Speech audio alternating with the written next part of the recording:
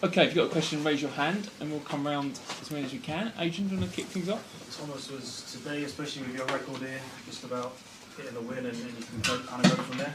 Well, it's always about the win. When you play Premier League, it's always about the win. And I said it to your colleagues, a win is a win, is a win. And it's the most important because that's what we play for.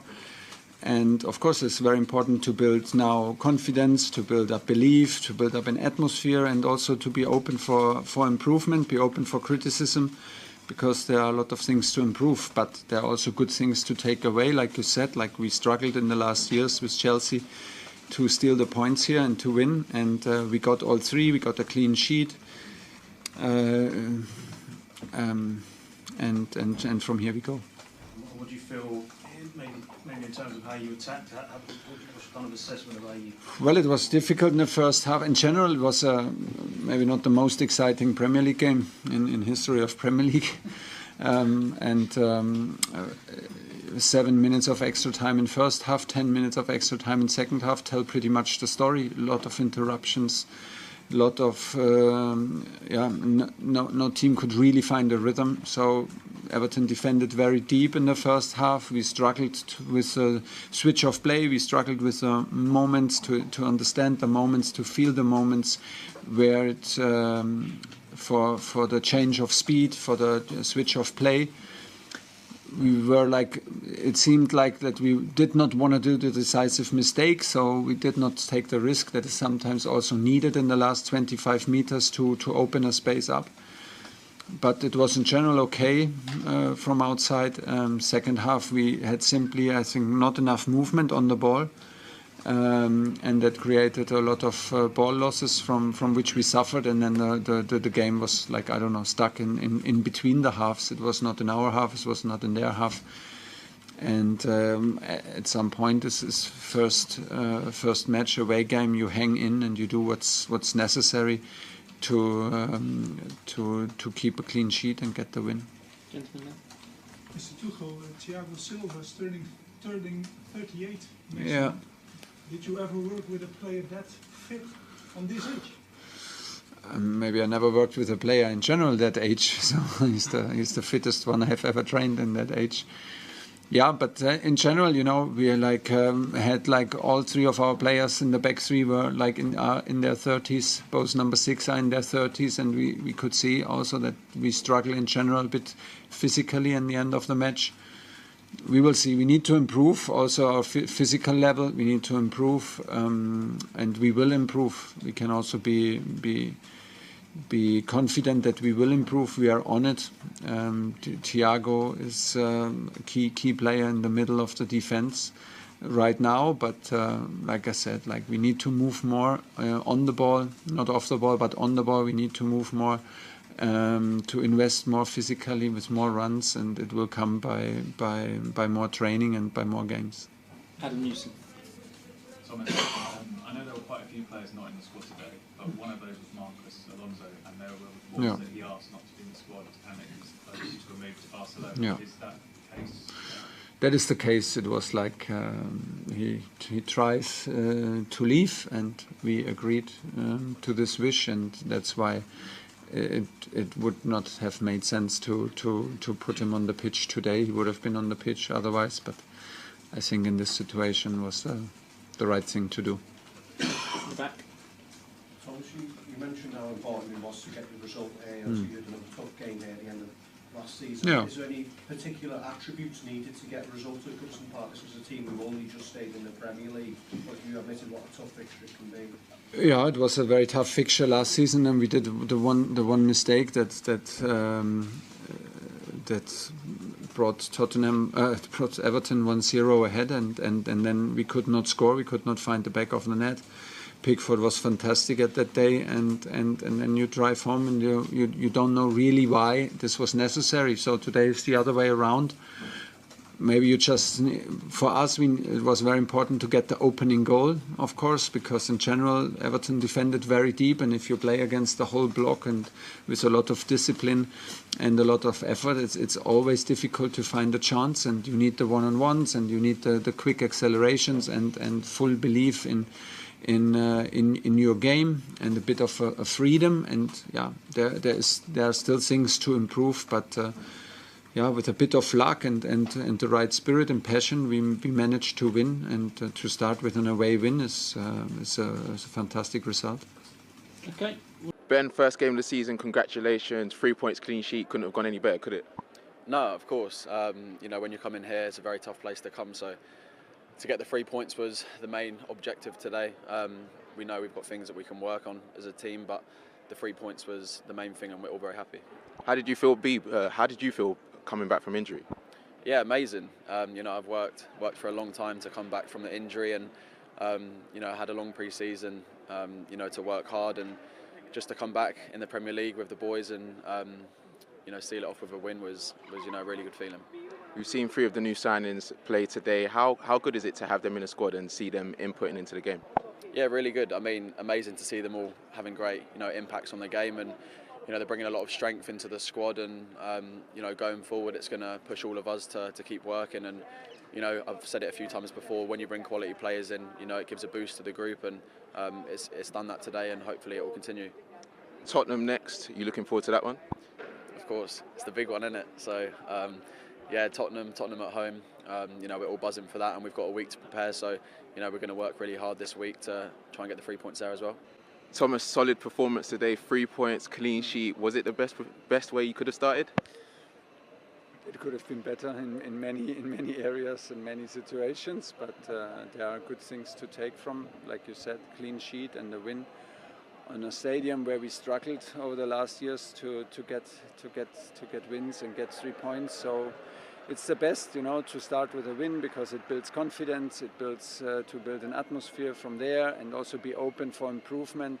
This is what you need, and we need to improve. We know this, but we can also trust ourselves that we will. How happy are you with Sterling, Koulibaly and Cucurella's implementation into your team? Very happy.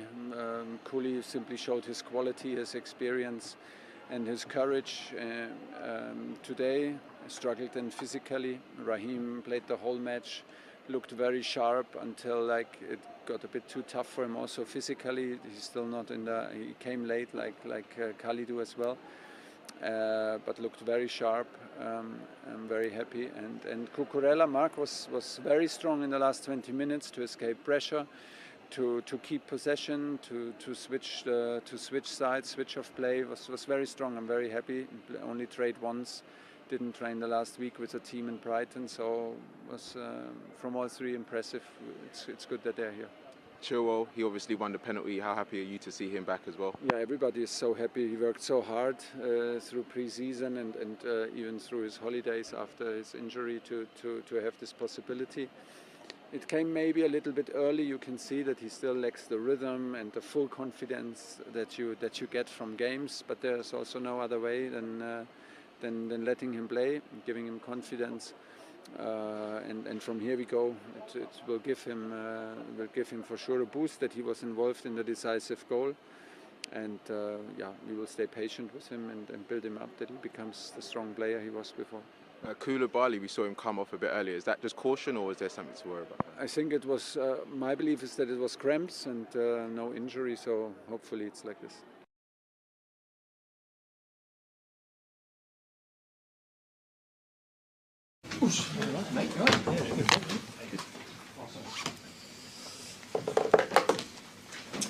Okay, if you've got a question, raise your hand and we'll come round as many as we can. Adrian, do you want to kick things off? Thomas, was today, especially with your record here, just about getting the win, and you can kind of go from there? Well, it's always about the win. When you play Premier League, it's always about the win. And I said it to your colleagues, a win is a win, is a win. And it's the most important because that's what we play for. And of course, it's very important to build now confidence, to build up belief, to build up an atmosphere, and also to be open for improvement, be open for criticism, because there are a lot of things to improve. But there are also good things to take away, like you said, like we struggled in the last years with Chelsea to steal the points here and to win. And we got all 3, we got a clean sheet. And from here we go. What do you feel, maybe in terms of how you attacked, what's your kind of assessment of how you... Well, it was difficult in the first half. In general, it was maybe not the most exciting Premier League game in history of Premier League. 7 minutes of extra time in first half, 10 minutes of extra time in second half tell pretty much the story. A lot of interruptions, a lot of no team could really find a rhythm. So Everton defended very deep in the first half. We struggled with a switch of play. We struggled with the moments to understand the moments, to feel the moments where it for the change of speed, for the switch of play. We were like, it seemed like that we did not want to do the decisive mistake, so we did not take the risk that is sometimes also needed in the last 25 meters to open a space up. But it was in general okay from outside. Second half we had simply, I think, not enough movement on the ball, and that created a lot of ball losses from which we suffered, and then the game was like, I don't know, stuck in between the halves. It was not in our half, it was not in their half. And at some point, this is first match, away game, you hang in and you do what's necessary to keep a clean sheet and get the win. Gentlemen, Mr. Tuchel, Thiago Silva is turning 38 next Yeah. month. Did you ever work with a player that fit on this age? Maybe I never worked with a player in general that age, so he's the fittest one I have ever trained in that age. Yeah, but in general, you know, we had like all three of our players in the back three were like in their 30s. Both number 6 are in their 30s, and we could see also that we struggle in general a bit physically.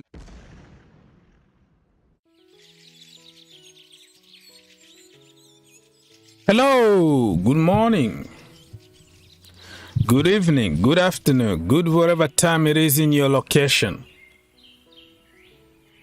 Thank you for stopping by. Get around, okay? Get around and come here, have fun with us. Thank you so much. You guys don't forget to like, subscribe, share. The more you like, the more people will join us. You know that I don't schedule my streams, so it's kind of difficult to get people because people don't know if you are live.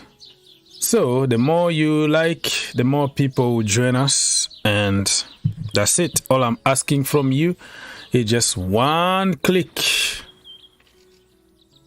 Much appreciated. If we can get to 50 likes as soon as we can, and then we go from there. All right, my friends?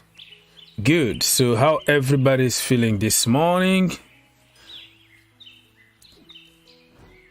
Good. All right. So I hope you can hear me and you can see me. Everything working good? Check. Checking.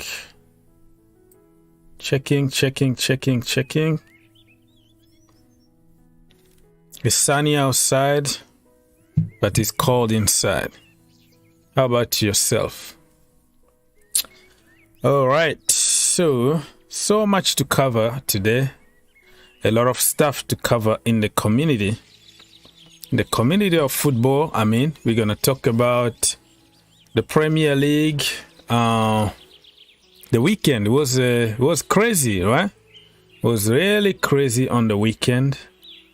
And Chelsea got 3 points. United lost. Liverpool dropped point. Manchester City on fire. Erling Haaland with couple goals. Arsenal completely dominated. Crystal Palace. Tottenham Hotspurs flying high. So, a lot of good result this weekend for many teams. All right, Mr. Fraser HK say hello. Big up to you. Brian is in the house. Should focus on two more centre backs and two more centre back and 2 or 1 good finisher forward. That is your opinion. Yes, we listen to people's opinions here. 2 good quality centre backs can be bought at 80 to 85 million. We cannot rely on Silva. He can't play every game. Aspi, Ada, they are older. All right. So you said 2 of them, we can get them 80, but it looks like only one is going to cost more than 85. So are you talking about low key? Big names are going to cost you always big money. So yeah, 80 million on Fofana. We don't know what is going to happen. But yeah, with 80 million, you can get 2 quality somewhere. 2 quality centre back somewhere. The king of cricket, Oba, Sane and Traore are your choices for Chelsea to complete the list in this transfer window. Nikki Maya said, big up to Thomas Tuchel. We want Fofana. And to my own view, what do you people think about Victor Osimhen? All right. You can throw names there, but who is realistic? You have to think about who is realistic. You can bring whatever name you want out there. Neymar, Ronaldo, okay? Lewandowski, Mbappe. Every name that you want to put there is free. Free of charge. It's not going to cost you anything. You can throw names. The problem is how realistic it is to get them. Osimhen was bought like almost 2 years ago from Lille for 80 million. Do you think that Chelsea are willing to pay 100 million on another striker? Just think about it. I bought you 80 million. Do you think I'm going to sell you less than 100 million? It's not going to happen. So that is just a waste of time. Hi, brother, Mr. Okafo. Good evening to you. All right. I just prefer Fofana. Okay. Everybody's preferring Fofana now. Two weeks ago, nobody even was mentioning the name of Fofana. Everybody went to Koundé is the guy. I always wanted Koundé. And then all of a sudden, Koundé is gone. All of a sudden, we all switched. And then Fofana is the guy that I always wanted at Chelsea. Delete, and then no delete, and then we switch to another one. I always knew that we don't need delete. So that's how we fans, we act and we react. I have to agree, Fofana, indeed. My brother, how is everything? Everything is cool so far. I got my coffee. So, yeah.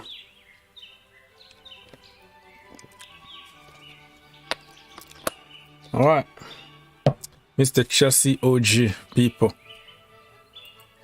Chelsea fans 55. How do you feel about Zaha Links? I think he can be an upgrade to who? He's flying too quickly. I don't know. Zaha Links, I think he can be an upgrade to Werner and doesn't miss easy chances. How old is Zaha again? 28, 29, or probably almost 30. Good age still. You can still get something out of him. It's going to depend on the price. You know, like 2-3 years ago, I wanted Zaha at Chelsea. It didn't happen. It was so complicated for Zaha to get out of the contract that he has right now at Crystal Palace. But this time around, if he pushes a little bit, I think Crystal Palace are going to understand that Zaha want to play European competition. He doesn't have many chances in his life because they were blocking him all these years. So this time, if he got a team that will give him European competition, I think Patrick Vieira and Crystal Palace are going to understand and let him go. But yeah, he's a Premier League proven, but it will depend on the price and what position we want to use him. He's very tricky. If we're looking for immediate result, yeah, good shout for Zaha, but how serious those links are, I don't know. Anybody can throw any name out there. The end of the day, there might be even source, there might be even talk for him. Peter, I think Zaha is a good option. Yeah, could be. He's proven in the Premier League, so why not? Osimhen will be kind of lit though. Well, nothing is a guarantee in football. It's not scripted. Just because you score tons of goals somewhere else doesn't make you a good player in the Premier League and the Chelsea Football Club. Lukaku, he didn't adapt to the system and everything. All the theories out there, but still a player in Lukaku, and he will score even more goals in Serie A. Osimhen wasn't even top 5 of top scorer last season. Well, he got injured, so you have to give him to that. In the French league, he was scoring a lot of goals. So, yeah, I'm kind of more reserves at the moment, like hyping people. I'm just waiting for them to come, and yeah, I'm not too excited anymore about strikers at Chelsea. I'm sorry, bro. Yeah, we said the same about Morata. We said the same about Lukaku. We said the same about Werner. We said the same about Kai Havertz. The same old. It's elite. They're going to kill it. They're going to do this and that. They come to Chelsea. They score a few goals. Some of them are just important goals like Champions League goal. But other than that, it's zero. It's nothing there. So, yeah, man. All of them, they're going to need to adapt, and they're going to need to be coached, you know. You have to coach them to get them to a certain level. At Chelsea Football Club, looks like we don't have time for anybody to improve. We want to win now. So we don't have time to coach people. Patrick, good evening to you. Yes, good morning to me. Peter say, for centre-back, I prefer to go for Demiral from Atalanta instead of Fofana. Demiral, there is a reason why Juventus sold him to Atalanta. Like less than 2 years ago, he got a very bad ACL injury. Never came back the same way again. I follow him a lot. Back in the day when Sarri actually was at Chelsea or something in between. We were linked with that brother from Juventus. He never came, and then after that he got a bad injury. ACL injury, you never know how the player is going to come back from that. So I don't want to see him at Chelsea, with all the respect. Paptoba also is very underrated and good player. Papsoba, he's from Burkina Faso, right? 1 player contract left, he will be cheap. 1 year contract left for Zaha, he will be cheap. Yeah. Atuf brother said that Werner is better than Zaha, and also he doesn't miss easy chances anymore. That is years ago. Chelsea fan 55. What that even means? Werner superior as Zaha? I don't know. I don't know what you mean by that. So let me read a few more comments quickly, because I just came here and I had to kind of say hi to people, but so many questions already. He has our best player with 19 goals and 11 assists. Who are you talking to? 11 goals? I don't know. I'm a little bit lost here. Man, Link Sa, Malang Sa. Somebody say, I don't want to spend that much money on Fofana when Colwill will be back next year. That money need to be on a proven center forward. We're gonna also struggle in the defense. Who is gonna play there if we don't get another another defender there. And then when Thiago Silva is injured or he's in Brazil for a friendly game or something, he need to travel back to London, and we have a game on Saturday, and he arrived on Friday night from Brazil. And Koulibaly the same flew to Senegal and then went to South Africa for another African Cup of Nations game and all that, and has to fly to London. It's going to be complicated. We still need somebody really there, at least even two. I would take even two good center backs, probably not proven one, but people who can just help us, you know. Napoli are stingy. I don't think it will happen. That is for Osimhen, right? My Fortnite merchant is gone. Who? You talking about Werner or you talking about Kepa Arrizabalaga? Kepa Arrizabalaga.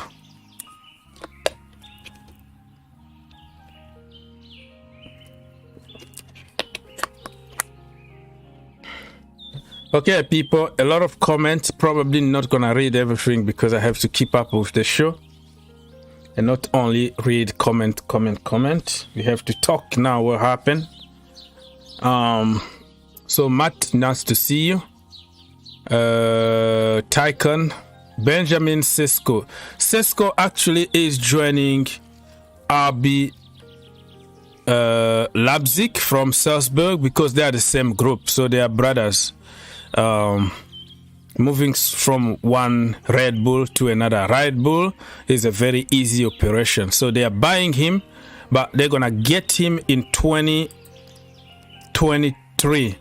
So they're gonna conclude the deal very, very soon. Let me show you very quickly what you see. This is what Fabrizio Romano just tweeted. RB Leipzig are closing on deal to sign Benjamin Sesko for summer 2023. This is actually what I was suggesting. Like, he's still young. Why Chelsea can't buy him and let him continue for the season, leave him on loan, just the way we did with Slonina Gaga? Because he looks good, but he need to improve. He need to play week in and week out. So now Leipzig are doing the same. They're gonna buy him, let him on loan until 2023, and then get him. So, but it's not gonna affect the Werner deal. So Werner is a completely different. Just like he said here, of course, Benjamin Sesko will follow Timo Werner in RB Leipzig project once deal will be finalized for next summer, and Werner deal is sealed for this summer. So Sesko for next summer, but is already sealed now. Werner for this summer, and everything is done. You know what I mean?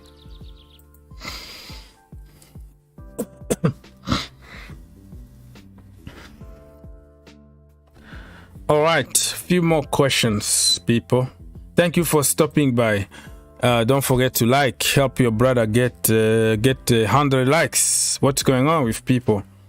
Why are we trying to be stingy in the morning like this? Mr. King of Cricket said that we are Chelsea Football Club. We buy high price and sell at cheap price. Werner to sell to Leipzig, 20 million plus bonuses. Yeah. That is Chelsea. That is a Chelsea thing. We buy players that we give expensive, ridiculous amount of wages. Timo Werner, 275 freaking K a week. Romelu Lukaku, almost 350. And you ask yourself why Boli didn't want to keep Marina in the job because of this kind of deals. On paper, it looks like you are getting a good deal, but if you look at the wages that we are offering people, it's just ridiculous. Just ridiculous. And then we're going to take an L. So the way I see it, the deal here for For Werner, we're going to sell him cheap, but probably behind that we could get Nkuku or one of their players next summer. We don't know. Probably we're trying just to make to build bridges, to have some good relationship with Leipzig. So next summer we might have some of their players at Chelsea Football Club, even though German players at Chelsea, not only at Chelsea, but in the Premier League, they struggle a little bit at the beginning. Joelinton, people like that. So, yeah. So, I agree. We buy expensive, we sell cheap, and we take a big L. Let me read some of Chelsea 55. If you're talking Kepa, he ain't leaving. Okay. Phil said that no Zaha, right? You're talking about Zaha from Crystal Palace. No Zaha, no end product. Okay, that is your opinion. We respect that. Chelsea 55 fan said that he was talking about Osimhen and not Kepa Arrizabalaga. Mr. Abragadabra. About our striker, I think Broja must start against Tottenham. Harvard played bad recently. Broja looks good. I doubt about it. I doubt Thomas Tuchel is gonna trust a 20 years old that just arrived in the team to lead the line against Tottenham Hotspurs. He already created some good relationship with some players, so it's always difficult to take them off the team. I don't see it happening. But sometimes you have just to trust those kids. Like, they have nothing to lose. They want to prove people wrong. So it could be the day that he will show himself to the world. I know this is a very bad example to give, but years ago, under Louis van Gaal at Manchester United, everybody got injured. And then it was a kid from the academy called Rashford, Marcus Rashford. And then the game was against Arsenal. Nobody to lead the line. A lot of injuries. Van Gaal brought a few kids from the academy. Rashford got that goal and scored a couple goals for them. And then from there, he never went back to the academy. And after that, he did pretty good for a few years. And then, we know the story. We know the rest. But I'm trying to take the positive side of it, not the negative side, because people would tell you, oh, look at Rashford now. Look at him. I know that. But I'm trying to make a point how he started. Okay, he went a little bit down, but just because Rashford went down doesn't mean that every kid is going to go down. Because we like to compare, oh, look at City, look at such and such. Always, people are different. We are not created the same.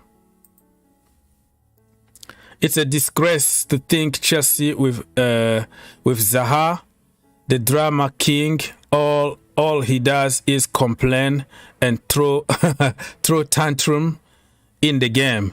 Well, this is exactly what we were saying about Raheem Sterling. Okay, remember when he was playing for City, we hated him because he always tried to get penalties. He's a drama queen or whatever we called him. He's missing 1,000 chances, but all of a sudden we changed our mind. So Zaha can still give you something. He can dribble past people. He can bring a little bit of magic. If it's cheap and the manager wants to go for him, I don't think you and me can stop it. So, yeah, I mean, I don't know how serious the link is, but I don't think it's going to happen. But let's see. And think about it. Right now, we are selling players. We are happy. Yes, Malang Sarr is going to Monaco. Good. Werner is going back to Germany. Good. Levi, we don't want him. He's still no experience. Blah, blah, blah, blah. He went on loan. Kalim Hassan-Odoi going to Germany. Ross Barkley leaving the club. Ruben Loftus-Cheek, he need to go. He's awful. The worst thing that ever happened to Chelsea. Get him out. Okay. Who else? Who else in the team? Hakim Ziyech. He's not good enough. Not Chelsea quality. Blah, blah, blah, blah, blah. Out. Okay.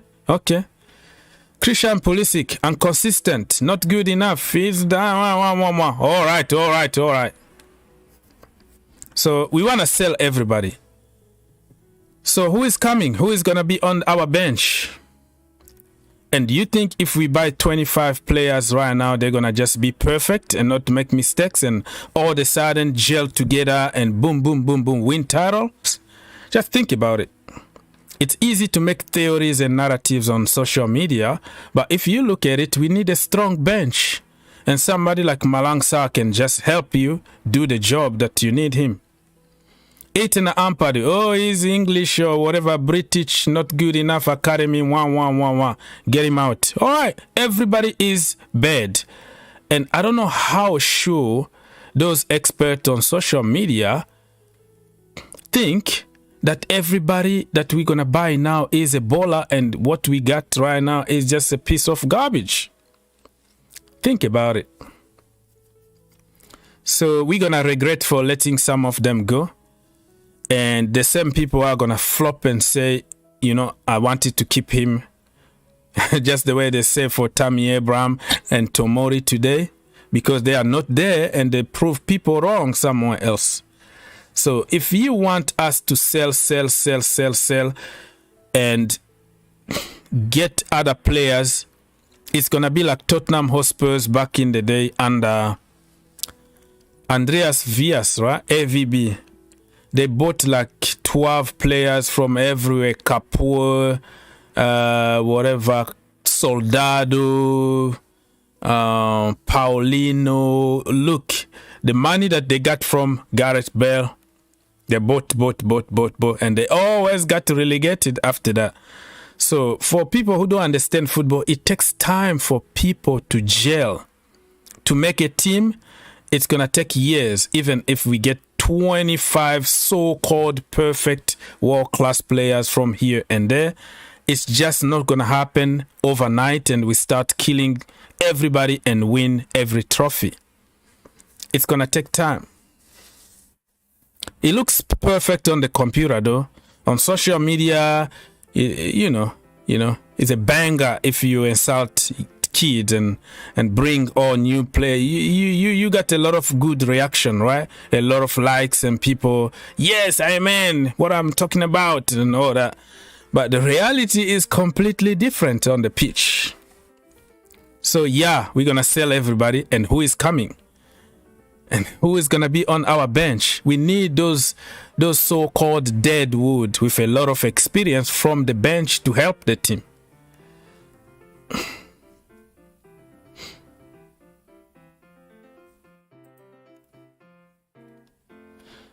Okay, a lot of comment. I'm way behind. Chelsea pace is slow due to Jorginho. Here we go again. Jorginho people. My brother Chelsea OG said that Broja until January for you. Okay. Chelsea should be careful so as to not repeat Kevin De Bruyne and Mo Salah mistake. Yeah, I know what you mean. It's becoming boring though. It's becoming like a cliche. Everybody use their names and their example. But even beside them, that we have tons of other players that went to have a good career somewhere. But at Chelsea, we didn't really value them. Now we are looking for a creative midfielder when you had somebody like De Bruyne and all that. We are struggling even to find a decent defender when you had Tomori and Goi like a couple seasons ago. Ola Billy said that Tuchel lack coaching and he is very adamant to the stupid system and kill, attack and all that. That is your opinion. I would have preferred Broja than Kai. The last match, Kai was not where nowhere to be seen. And listen, my brother, you know, football is very, very complicated, right? Just because you had a shocker the last game doesn't mean that you're going to have a shocker next game. This is the London derby we're talking about here. Against Tottenham Hotspurs, form goes out of the window. It's about energy. It's about who is ready on the day. It's about the pride, the badge, everything, okay? So if we can show some heart against Tottenham, they look better on paper, but we can just beat them by the spirit, you know, the winning spirit. We are Chelsea. We are playing home at the Bridge. We're gonna beat you, you know. That kind of attitude. That's what we want to see. Peter say, Ogs, what is your opinion about Jakpo from PSV? He popped up, but never heard about him before. I don't know what you're talking about, so I don't want to comment on somebody that I don't know. So, but thank you for asking.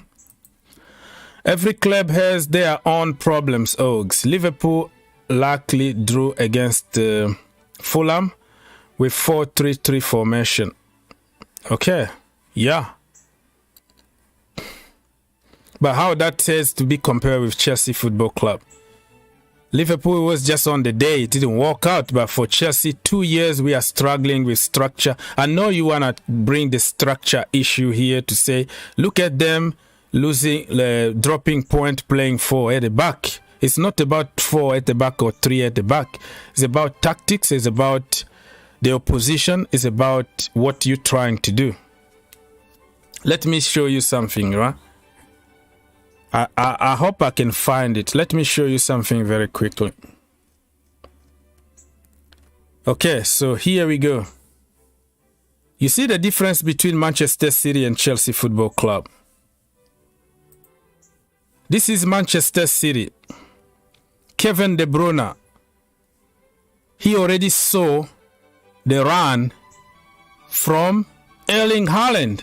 You see that? I hope you can see that. Look at the pass. Vertical. Bam.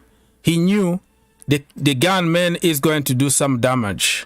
What happened? Goal. Let me just show you the difference with Chelsea, right? This is Chelsea here. Look at how many options we got from the midfield here to put a through ball here, and Timo Werner would have been in the right position to probably miss it 99% of the time, but who knows? He might score it. And what we do? Tactics.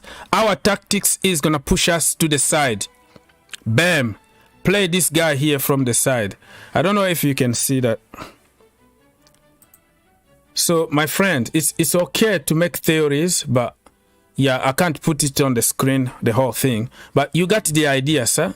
So this is Chelsea here. We're going to play to the side to try to find Reece James on the side here, or whoever is playing as a wing back. So it's all to the left, to the left, to the right, not in the middle. No through balls. Those are called tactics during the game. It doesn't matter if it's 3 at the back or 4 at the back. So you see the big difference here. This is City playing through football here, putting through balls for the attacker to go and do some damage. And for Chelsea Football Club, what we do, to the left, to the left, to the right, to the right, and then try to cross the ball in the box, knowing that we have nobody who can head the ball. Timo Werner is horrible heading. Kai Havertz, horrible. All of them are horrible. And then you're going to go there and try to just cross the ball and hope something is going to happen. A simple through ball here would have solved the problem. So I hope that makes a little bit of sense, because I know what you're trying to say here. It's like, oh, look at these people. They drew, but they play 4 at the back. The same yesterday, some guys told me, it's not about the structure. Look at PSG played 3 at the back and they won 4-0. Oh, look at Tottenham Hotspurs. They played 3 at the back and they won 4-1. People, what is happening in another team is a completely different than what is happening in our team. You can bring the PSG team, give it to Thomas Tuchel, play 3 at the back, and we still lose. So it's not that black and white. You know what I mean? Just because somebody is doing something that is successful, and then you have to copy and do it with the players that you have, with the instructions and tactics that you're going to give to your players. I hope that makes sense, but probably not, right? Probably not. So let's not waste our time here, because we are going right there to, oh, look at the structure. It's not the structure. It's on the tactics. Everybody is crap. And no. I know where this conversation is going.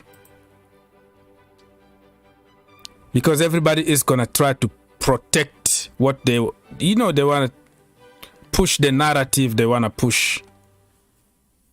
Alexis Sanchez just signed for what?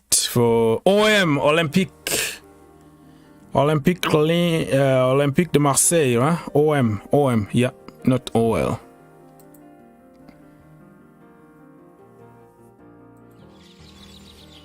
All right, people.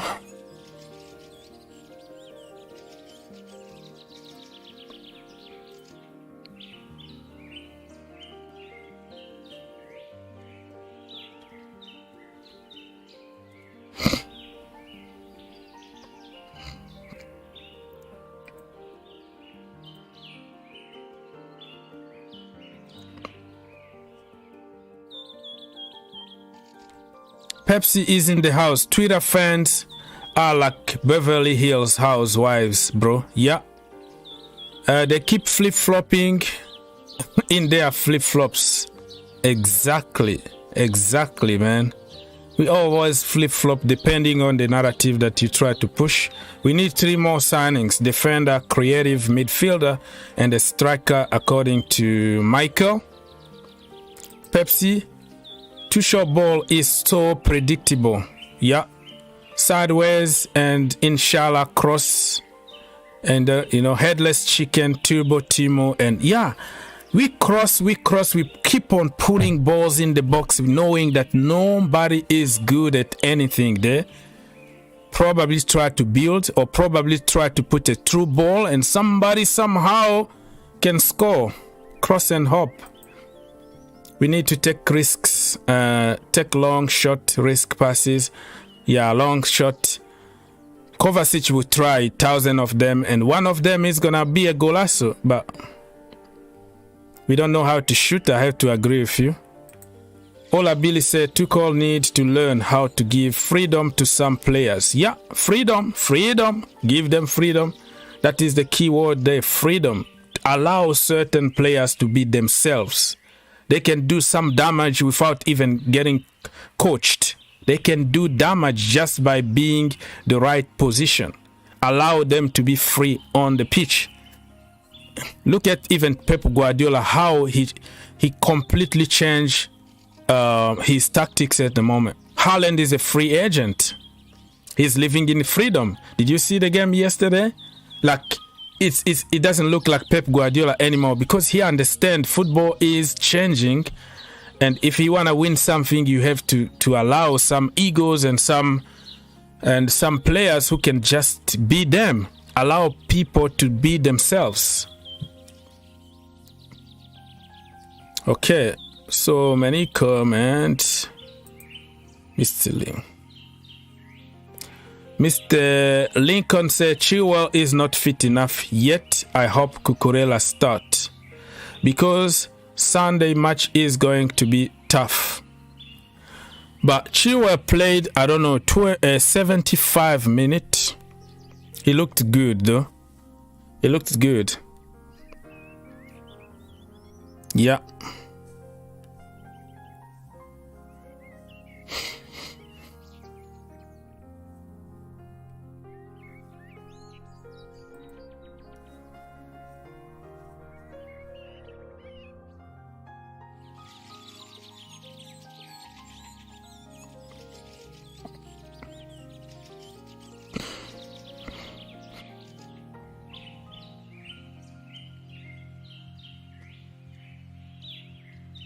Yeah, like I said, on this one, it's not like black and white. People try to make it as a black and white, or it's only Thomas Tuchel to blame. Nobody is blaming here. We are stating fact. It's 50-50. Some of our players are just ridiculous. They are just so poor. But being poor and the system is not helping you, it just makes it double punishment. You know what I mean? So you're trying to focus mostly on protecting Thomas Tuchel and making me look like I'm against him.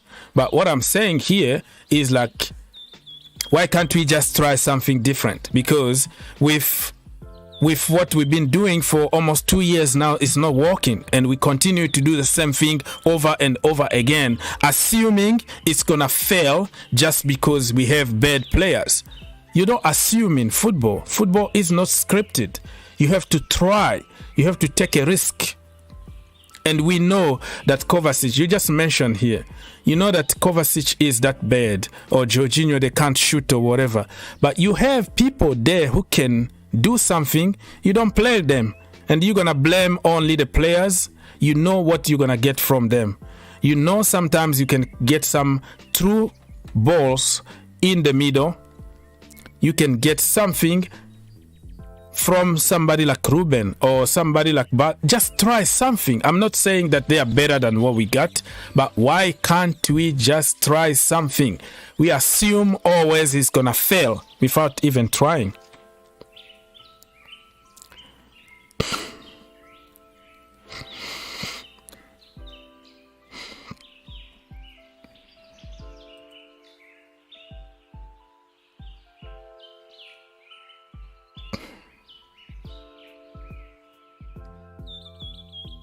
And like I said, in this kind of debate, you're not going to convince everybody, because people got narratives and opinions and fanboys culture. You're not going to say anything that can sound that you are criticizing your guru, you know? So anything, you're going to throw all kind of statistics, all kind of comparison there to try to defend your narrative. Okay, that's the way it is. So I'm not here to convince everybody. I'm here just to open the door to everybody to talk. So some people are gonna get on the system, some people are gonna get on the players. You're gonna defend whoever you wanna defend, and you're gonna just kill the guy that you don't like. That is the way. But I'm here to be in the middle.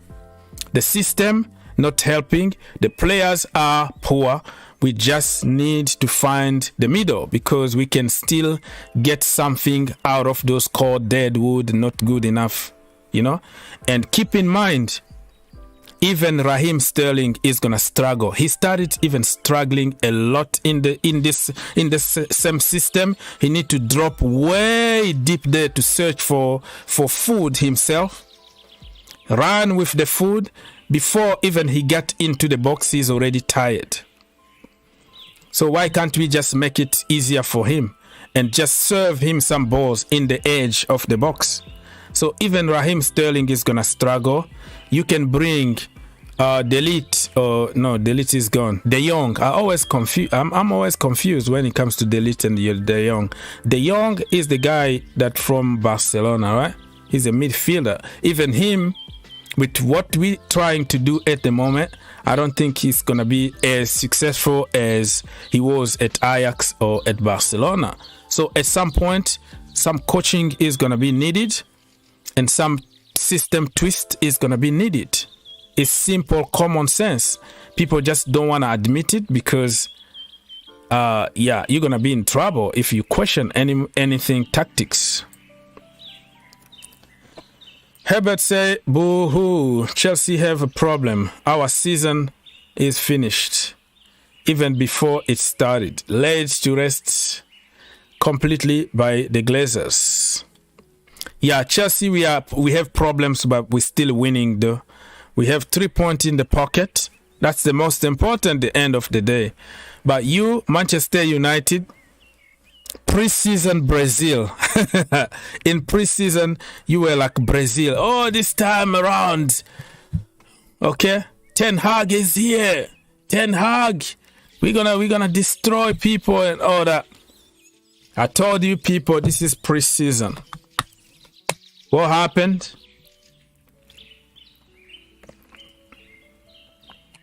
What happened? You needed Brighton to even score you a goal. Score against themselves just because they felt sorry for you. They didn't want to embarrass you. But listen, we are Chelsea. We're going to get better and better as the seasons go. That's the way it is. That's how we start this season. I'm so happy that we finally broke that curse at Goodison Park. For 8 or 9 years, we don't win over there. And we went there. A penalty, I would take it. I would take it. The game was horrible. But at the end of the day, what I wanted from that game is to win, get 3 points, show them the middle finger, bring all 3 points at the bridge, and start building some confidence from that. That is going to give us more confidence to go against the Tottenham Hotspurs. Be careful. People are writing us off. People are talking already about Chelsea are going to lose against Tottenham, blah, blah. Listen, we are Chelsea Football Club, okay? Spurs are going to do the Spursy the last minute. Believe me, they're going to collapse at the bridge. I'm telling you right now. They're going to collapse. We're going to beat them at home. This is our home. And London belongs to Chelsea Football Club, no matter what. But it's good. It's good for people to write us off and say whatever they want. But this is a London derby, all right? London derby is a different kind of game. I don't care if you are Hurricane, Sun, or whatever. This is a London derby. Since last year, December, we kept repeating the same things and think we will get different results. Yeah, that is called insanity, right? Doing the same things over and over and expecting the same result and blaming other people all the time. It's always somebody's fault. Why can't you just question yourself? You know, sometimes in life, you ask yourself some question. Oh, I got in trouble with Timo Werner. He want to leave. I got in trouble with Christian Pulisic. I got in trouble with Hakim Ziyech. I got in trouble with Tammy Abraham. I got in trouble with Lukaku. I got in trouble with Callum Hudson-Odoi. Nobody. What is the common point on these players? Are they that bad that I have to fall out with everybody? Sometimes you have to question yourself in life, my brother. Don't always point fingers on other people all the time. Because the same dead wood could be world class somewhere else. Why you are always right and everybody else is wrong? Question yourself, just like anything in life.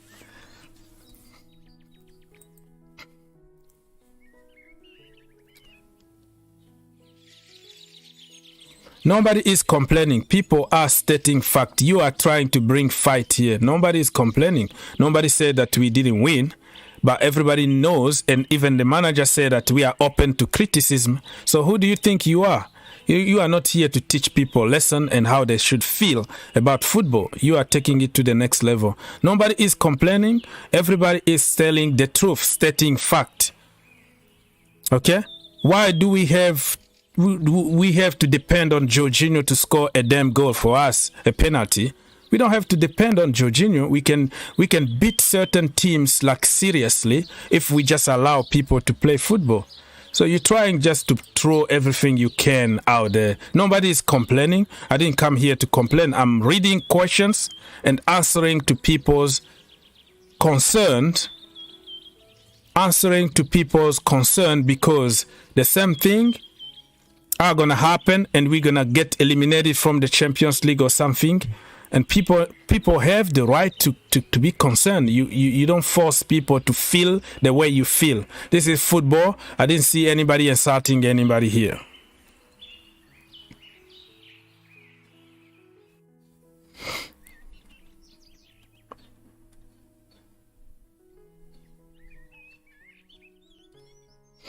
All right, let's go. Pepsi, Tuchel ball is too restrictive. Need more courage. nothing to fear but fear itself. Himself even said in the press conference that we were very conservative. We should have taken more risk and order. But some people will even contradict what the manager himself is saying. So, okay, Mr. FK said, I'm fine with Jorginho, but we need someone like KDB. People like KDB, they don't come often on the market. You had him on free. You decided to let him go because apparently he had a bad attitude and he wasn't Chelsea level. So this is a lesson for those online geniuses who make theories about players, that you might be an average player today and in couple years you can be a world class if you are coached properly. Kevin De Bruyne, Mo Salah, Tammy Abraham, Tomori, people like that are proving people wrong. Jamal Musiala from the academy. When I was making videos back then about Jamal Musiala, 16 years old, is on the record. I said, don't sleep on this guy. This guy is showing maturity beyond his age. Look at him. Oh, we are not Arsenal. Oh, you are promoting too many academy products. You want us to play 11 players from the academy. I didn't say that. What I was saying is just, hey, double check on this kid. Pay attention to this kid. He is the next big thing. And all of a sudden, Bayern Munich bought him from the Chelsea academy straight to the first team at Bayern. Regular in the starting 11. Yeah, not on the bench. Oh, you have to learn. You need experience. You need to go on 1,000 loans. No, not everybody need to have experience and go on 1,000 loans. Somebody like Corny, okay? Corny Chukwuemeka. He doesn't need to go to 1,000 loans to get experience. The kid can get experience in the Chelsea team. If you allow a very good system of rotation, give the kid a chance, put him out there in a real game of football in the Premier League. Allow him to make a mistake and learn from that mistake. Because you have other 11 players or 10 players behind him to protect if he's in trouble. I'm not asking for 11 players to be kid or to be from the academy. One by one, slowly and surely, including some of our brightest young men in the first team, in real games. Not after somebody got injured for 3 months and you are rushing a kid to come. And then when you are under pressure, everybody is watching to say, oh, I told you so. I told you so. You can't win anything with the kid. But we are losing already. That's why we rushed this kid in the first team to begin with. Billy Ola said that a lot of players will still struggle, even the new signings. We have a very... No, I'm not going to insult here. Please stop insulting. I think we should keep it respectful, okay? Let's keep it clean. Don't insult people, please. Stop it, please. Pepsi said, Rabiot mama gonna fight with... in that locker room. Okay. Back him up or pie. Oh yeah, Rabiot. You're talking about Adrien Rabiot. He's been linked with Manchester United. Apparently they are going for him. They are pushing strongly to get him. But Rabiot is a mama's boy, right? So he's like the mother decide about everything that is happening. He got a reputation of being a bad boy in France, but he's growing though, so I think he got his own decision at the moment. But let's wait and see what's going to happen. Tottenham 4, Chelsea 0. No, I don't think so. We're going to beat Tottenham for sure. We're going to beat Tottenham for sure. Andrew Phillips said that we will get better, definitely, but I feel midfielders that link forward passes instead of sideways and backward will help our forward. You will miss Werner. Okay, that is your opinion. We respect your opinion.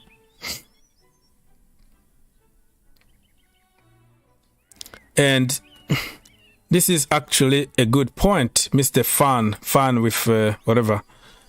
So you said we were a better team in the Champions League last season. Trust the manager. Nobody said that we don't trust the manager, but nothing, you can't prevent people from questioning some of the decisions.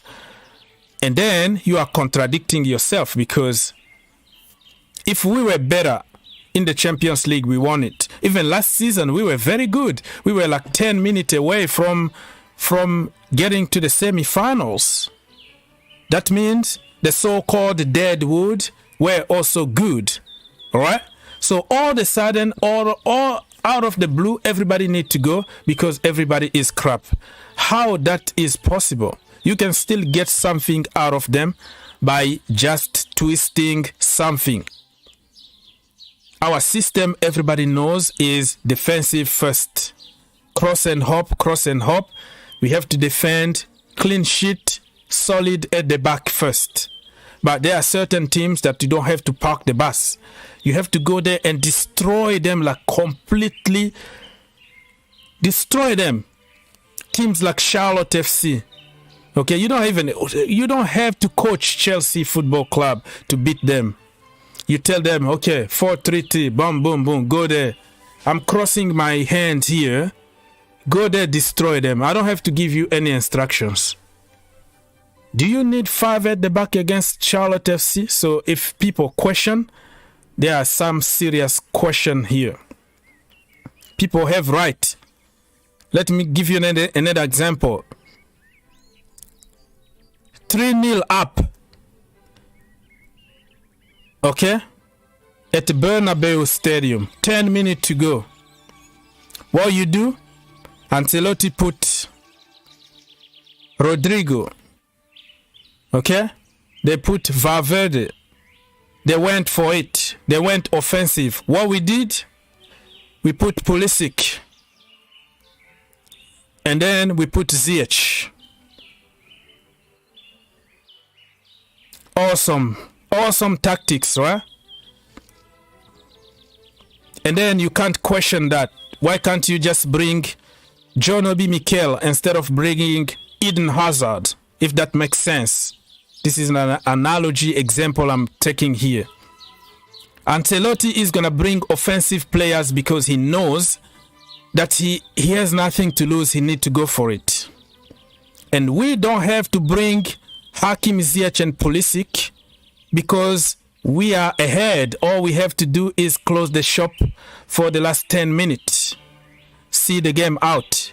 Get ugly. Get very, very ugly and nasty on the pitch. But you can't question, oh, no, why are you saying that? It's not the system. It's not the tactics. It's the players. Blame Pulisic for not defending and Hakim Ziyech. Everybody knows that Hakim Ziyech is not good in defending, right? Simple common sense that people refuse to tell because we have to protect our gurus.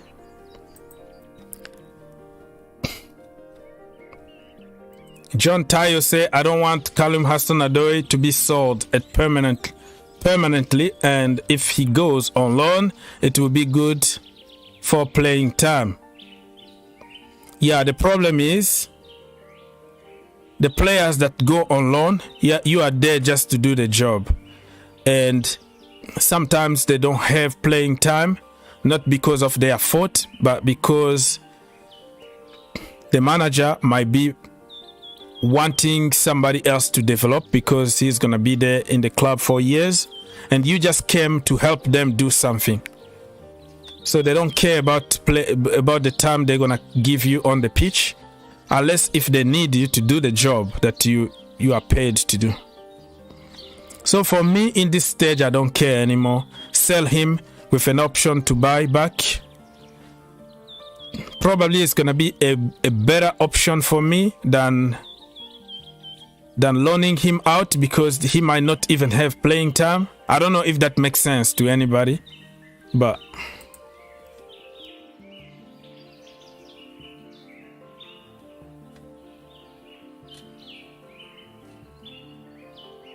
yeah, we can't even question positioning though. Mr. Vinci Star. Like, can anybody please explain to me what Armando Broja was doing from the left-hand side and Raheem Sterling playing as a false 9 in the middle? Can anybody please try to make some sense here? And of course, you don't say it. It looks like if you tell the truth, you have some kind of agendas. Like, how the hell? Why can't we just put Armando Broja in the middle and put Raheem Sterling on the side? Naturally, they can cause more damage than trying to complicate everything on the pitch. Oh my goodness, this fanboy, the fanboy culture is killing football, is killing everything. Okay, what are we gonna do here is Chelsea are believed to be leading the race for Frenkie De Jong, and believe that he favors them over Manchester United. Yeah. It is what it is. It is what it is, my people.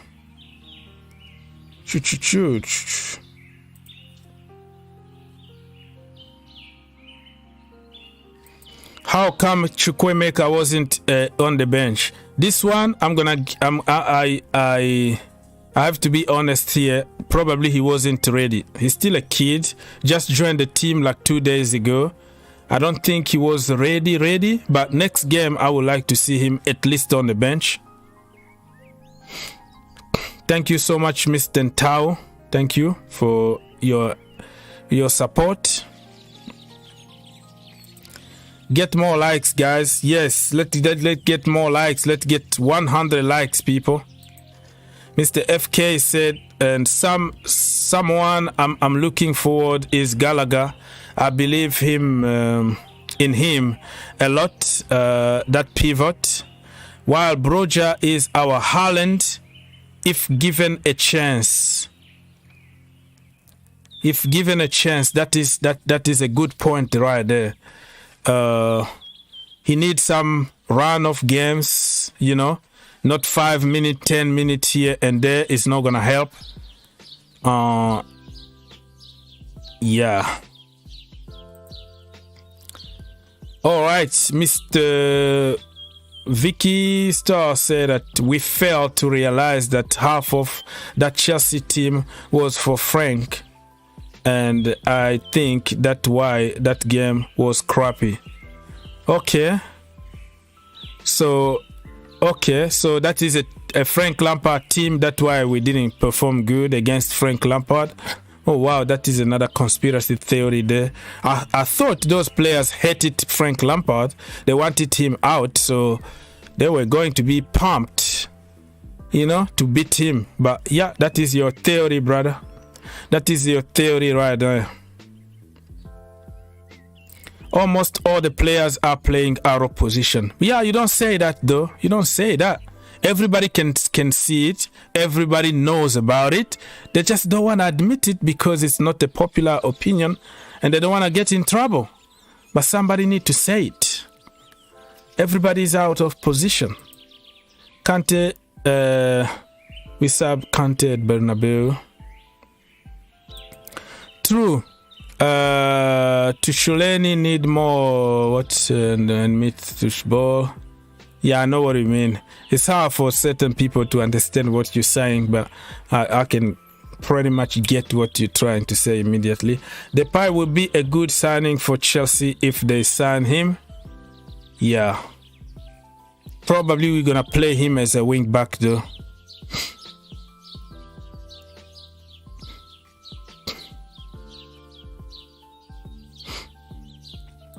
And this guy here, Mr. Fan, say, although he has had his time at the club, if Timo is not good enough, then Odoi is the same category. Let him find form in another league. He has been given enough time. Sell him. Yeah, that is your interpretation. And like I said, it's impossible to convince everybody in football because people got opinions. And some people have clear agendas, a clear hate when it comes to certain nationalities or certain race or certain academies. So some people are just, they like to discriminate. But although to his credit, the guy been suffering with some kind of career-ending injuries. He was out for one season, came back, re-injury again and again and again. And after that, the few times that he been given a chance, out of position, wing back, whatever position he been given. But he did okay in his level. But again, we're going to go back to the structure. Probably he's average or he's not good enough. Make whatever theory you want, but I still believe that a player, if he is allowed to do what he can do best, you will get probably 50% out of that player. So they were going to be better, probably not top, but we were going to get something out of them just to allow wingers to be wingers. But of course, we look for scapegoat and we think everybody that we're going to buy now is going to be perfect. Be careful what you wish for.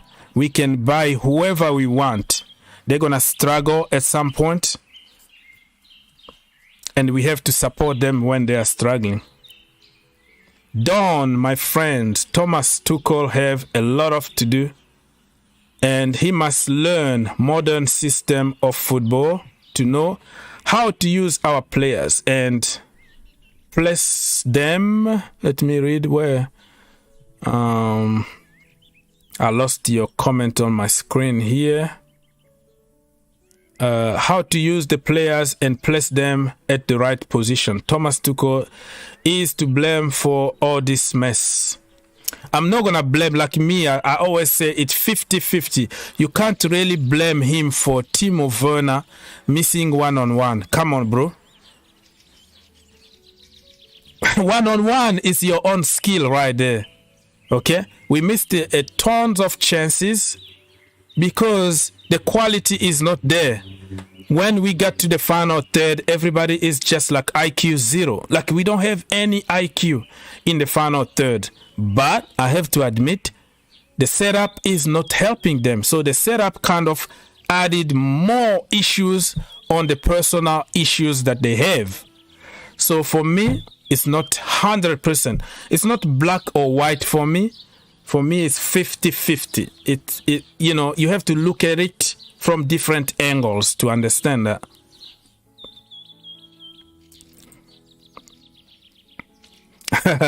FK say, we forgot sometime here about Sancho, who was killing it in the Bundesliga. He came back to the Premier League and flop. Okay. Yeah. Going to Germany and be a star doesn't mean you are a world class to me. Yeah, good point.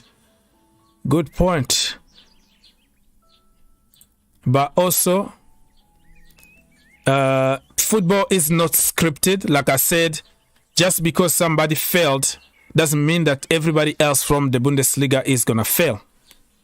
People are different. Haaland scored a double yesterday. Joelinton took him like 3 years before even starting performing, but now he changed his position with the right coaching. That guy is in another level at the moment. One of the best players in the Premier League for almost 2 seasons.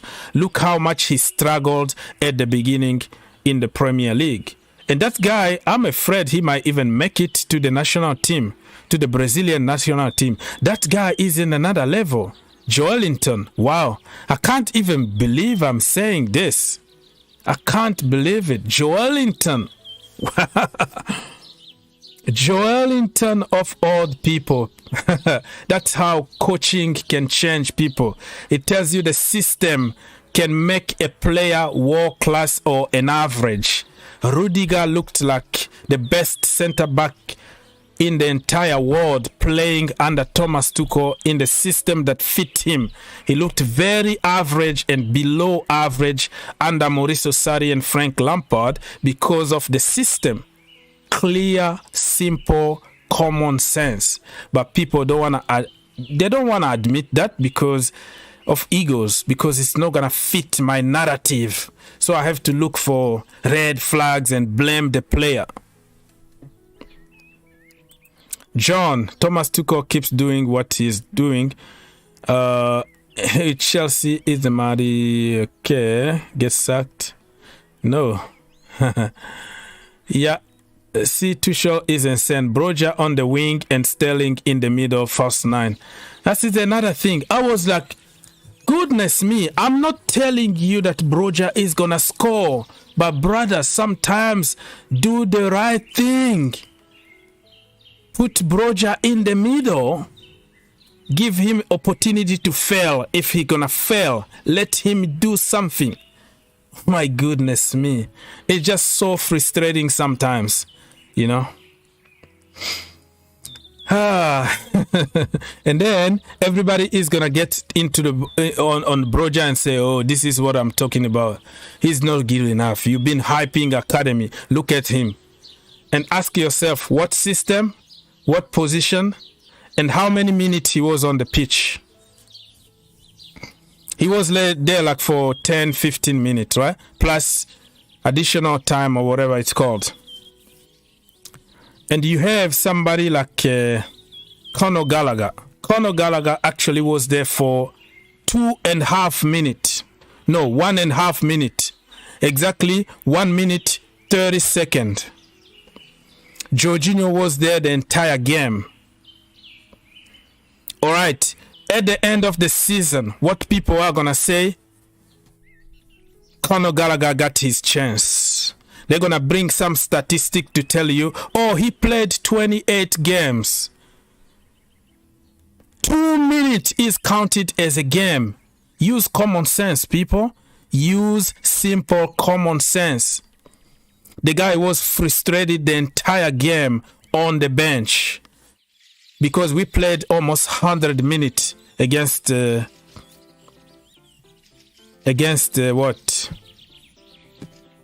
Everton, and he was put 2 minutes. 1 minute and 30 seconds on the pitch. And statistics are gonna tell you, oh, Gallagher had his debut. He didn't do good. 2 minutes, my friend. What can you do in 2 minutes? And this is the kind of evil, stupid statistics that we have online. People, you can pass the ball to somebody who is close to you. Sideways, backwards, sideways, 1,000 times with Edouard Mendy or Thiago Silva. It's going to count as 100% pass completion. 100%.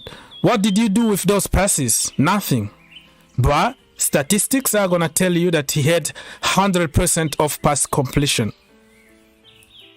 Sideways, backward, somebody who is just close, who is like 2 inches from you. You pass to him, he passed back to you. That is completed pass. Sometimes I miss like eye test, OG football, like where you have to let people be them. A defender is supposed to defend. Midfielder, your job is to connect the defense in the attack. Attacker, do your job, score goals. Now football is becoming more robotic, where you have to be in the little box and follow some stupid rules somewhere. Now it's hard to find proper bowlers because bowlers are not allowed to bowl.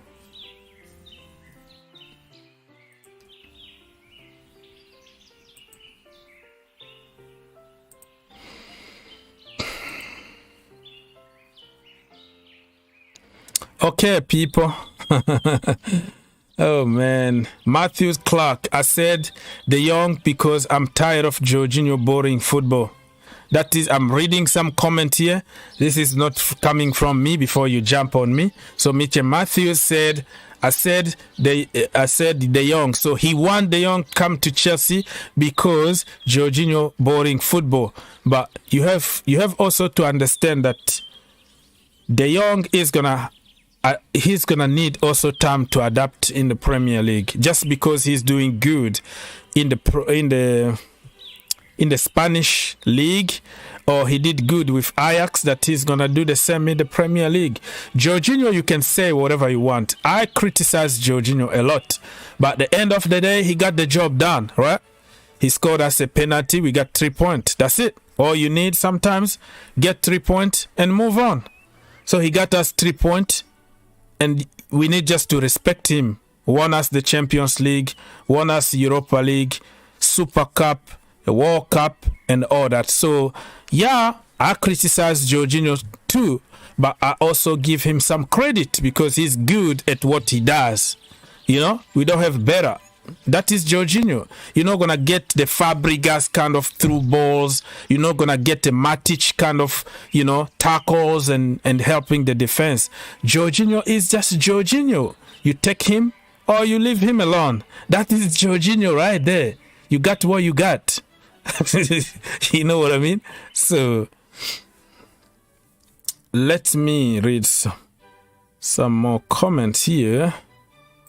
Mr. Thomas Tuchel is always play Jorginho and who? Hello, nice to see you. And Aspi. Yeah, because we don't have better one. Who do you want him to play in place of Jorginho and Aspi?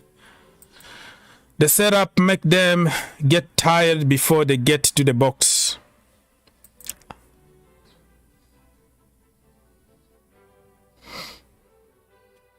All right, Peter, maybe we need to try the same with Lukaku to put him as a midfielder.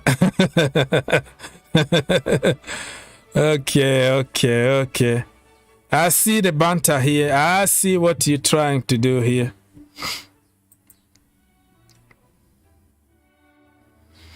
Oh, those players switch position by themselves too? Oh, wow. I see Broja also from the right wing. They switch themselves too. Man, you will find anything to defend your boys, right? From the get-go, he was told to be on the side. You could tell. During the game, there is nothing wrong by switching position. But when you coming off the bench immediately and you went straight to the left-hand side, those are called instructions. I love when players switch position during the game to confuse the opposition when everything is rolling very good.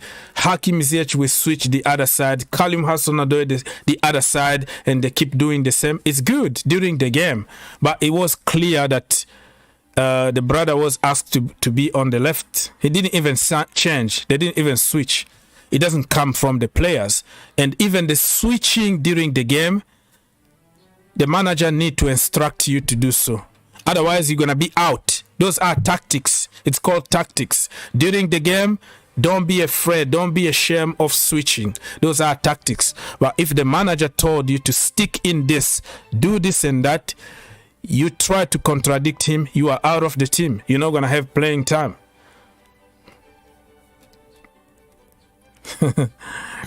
Oh my goodness. Mr. FK is ready to find all kind of theory to defend somebody. Abdi said, bro, Anatovic. No, I'm not going to repeat that. I don't know about that. Please don't bring the thing. Please don't bring some kind of fight here. I don't know anything about it. Just leave me alone. I don't want to get in trouble. I never heard anything about Anatovic. Just let leave it there. Let keep football here, right?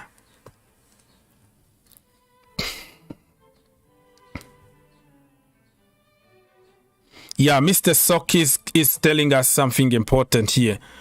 Yeah, don't compare players. Every player has different kind of talent and skills.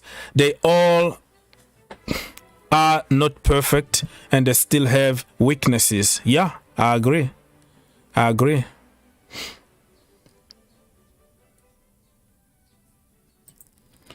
position switch tactics are more confusing than the Kama Sutra.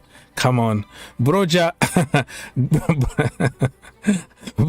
was signing autograph on the left. I know this guy is always funny.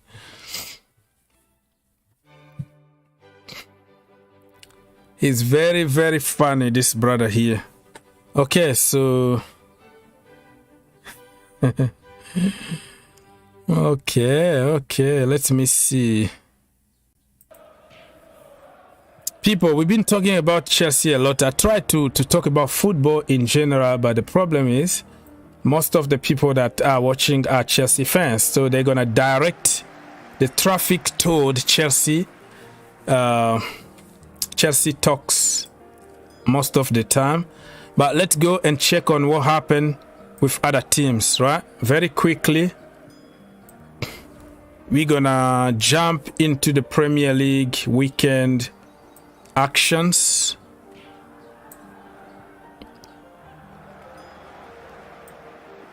Give me a few seconds to fix this on the stream.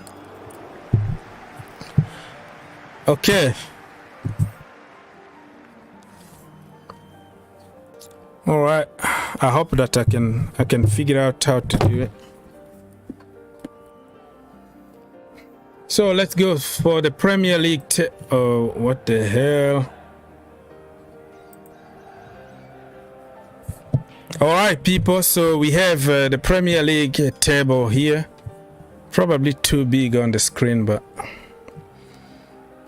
hopefully people can see.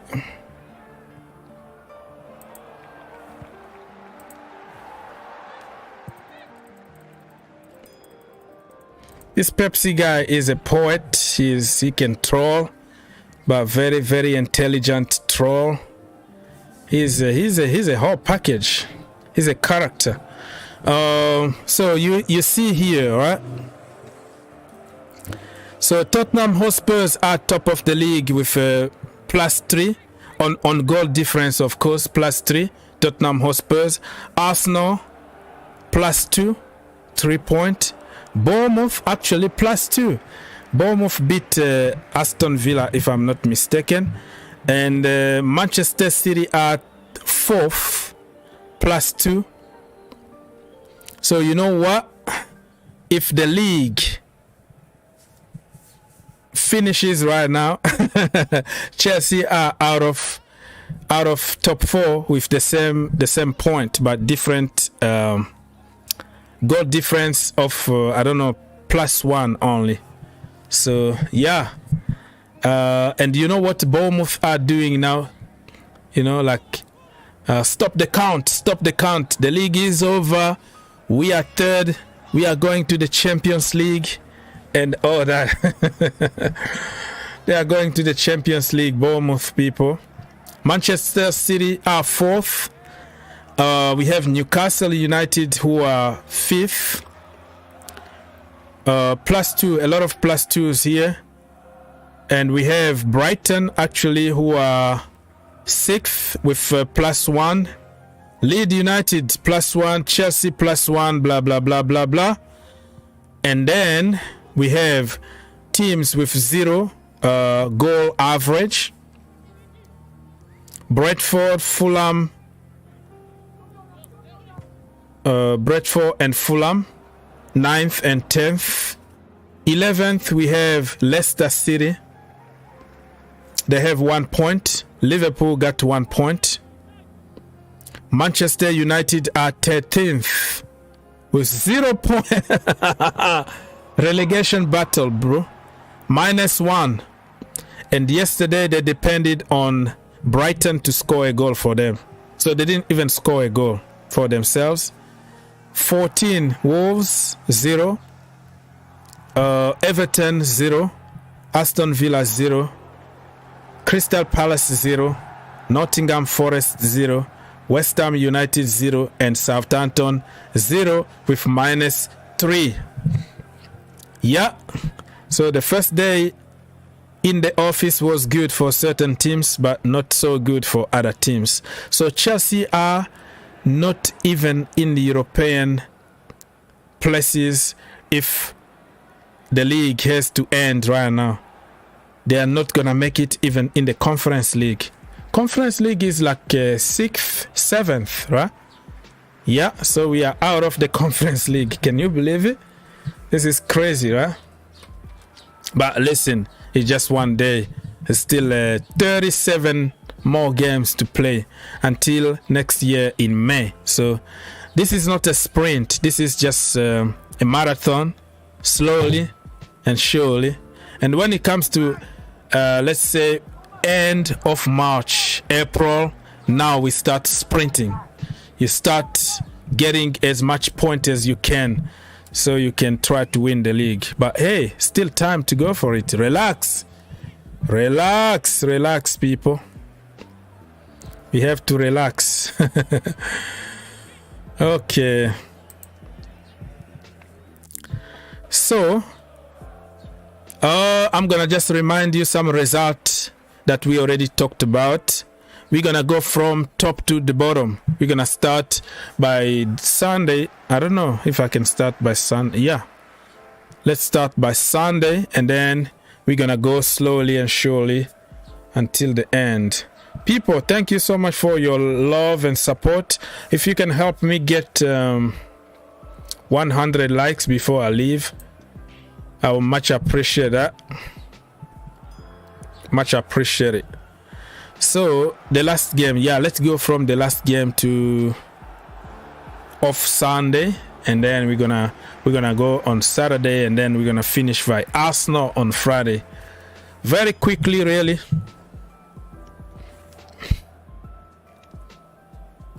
You know, some likes, some subs. It's not gonna hurt anybody. Please, let's do it.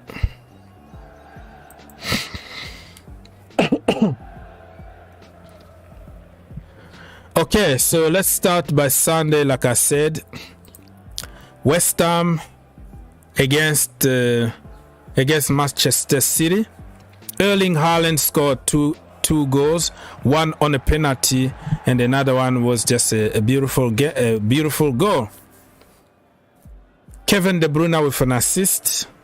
Man of the match, of course, he has to be the man himself. Of course, has to be him.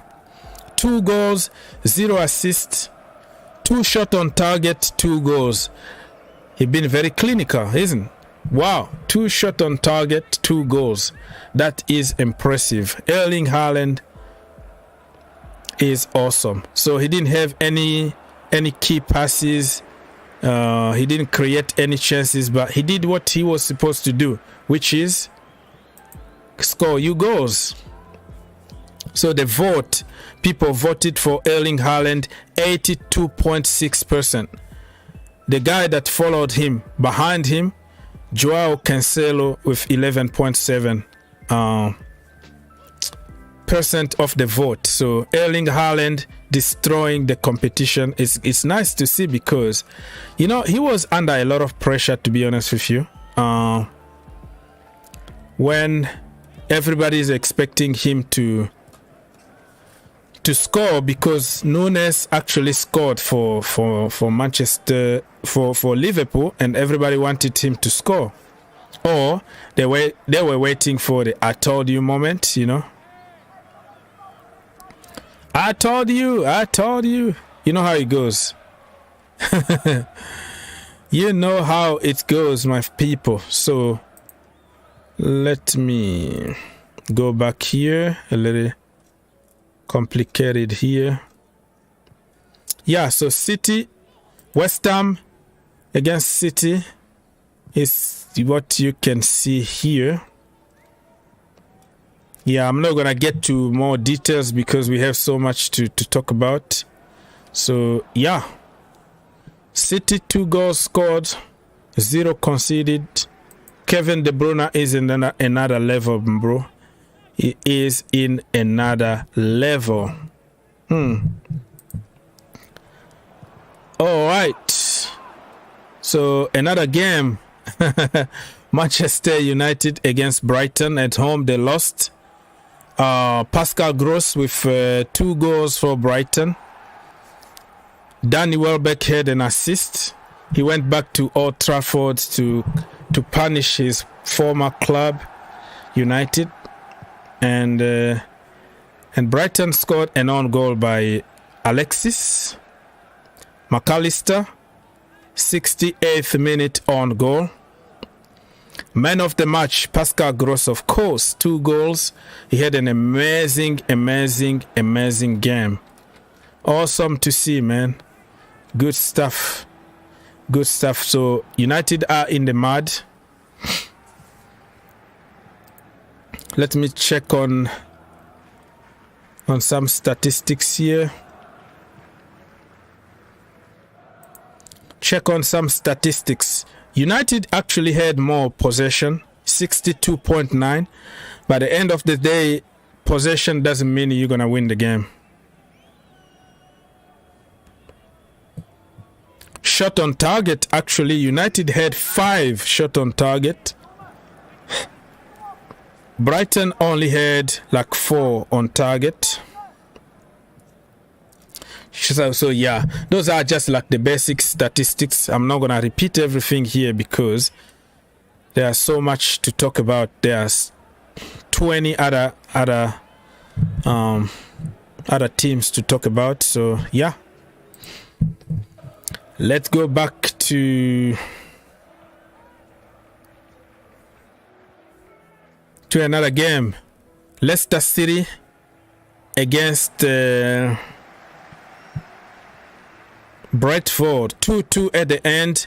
Ivan Toney and Josh scored for Brentford, and Timothy Castagna and also Kiernan. He got a very complicated name here. I'm gonna call him Hall. Scored for Leicester City. James Maddison had an assist.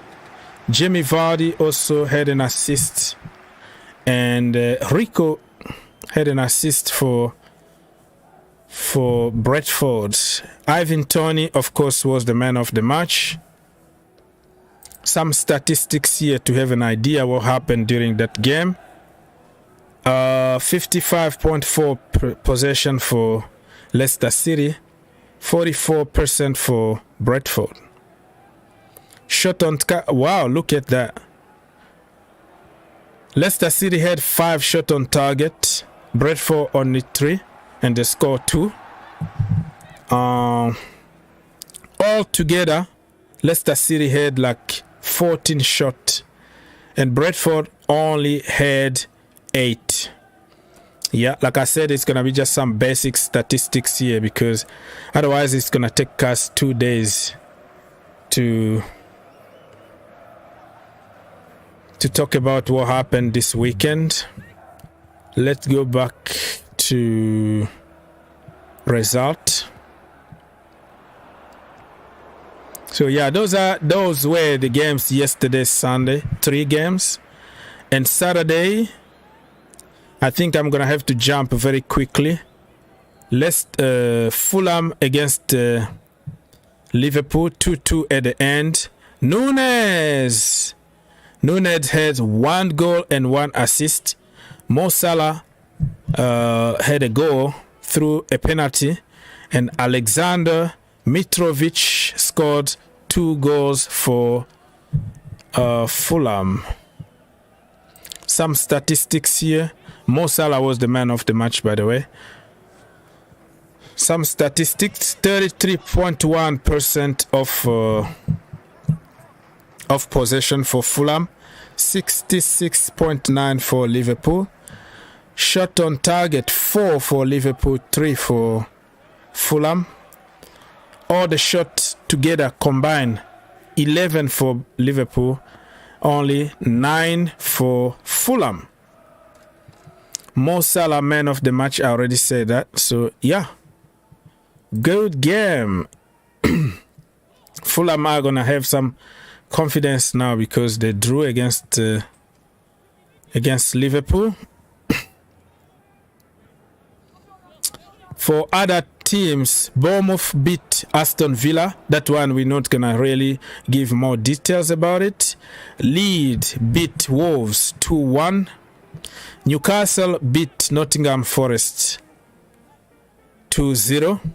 Spurs, of course, completely destroyed Southampton 4-1. And we're going to spend a little bit of time talking about Chelsea, because I don't want to just like get too much details. Otherwise, we're not going to leave. Reece James was the man of the match, according to the Premier League. But according to Chelsea fans, they voted Thiago Silva as the man of the match. For me, my man of the match, I was going to go for probably Sterling or Koulibaly, one of them. So Reece James, let me see who voted and how many percentage Reece James got. Yeah, the game really tells you how poor it was. Reece James didn't have any assist. He just had one interception and he got the man of the match. Just telling you how poor that game was. So people who voted in the Premier League website, they say Reece James was the man of the match with 47.8%. Thiago Silva 23%. And then it was what the heck? Who is Luis Frelo? Oh, so this is Jorginho, and they put the entire name of Jorginho. George Luis Frelo Filo. Jorginho, 11%. Ben Chilwell, 5.7%. Jordan Pickford, yeah. Pickford always does very good against Chelsea, though. He would tend to be a prime Buffon when he plays against Chelsea Football Club.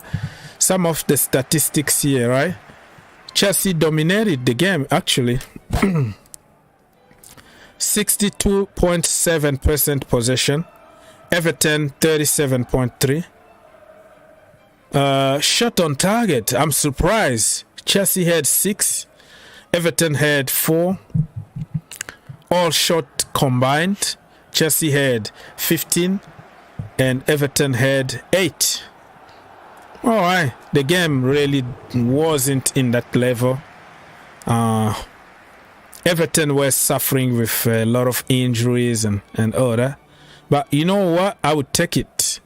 3 points was the most important, right? 3 points in the pocket, there is nothing you can do about it. So very quickly now we're going to go for the game on Friday, which was Crystal Palace against Arsenal. Gabriel Martinelli and Mark Guehi scored an own goal. It was unlucky, very, very unlucky, to be honest with you. And of course, Martinelli, man of the match. This guy is in another level. And I understand why Klopp said years ago that this guy is going to be one of the best in the world. Let me get some coffee.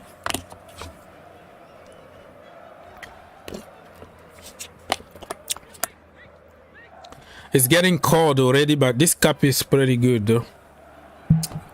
It's pretty good compared to my other cups, because this can keep the coffee warm for a long time. Okay.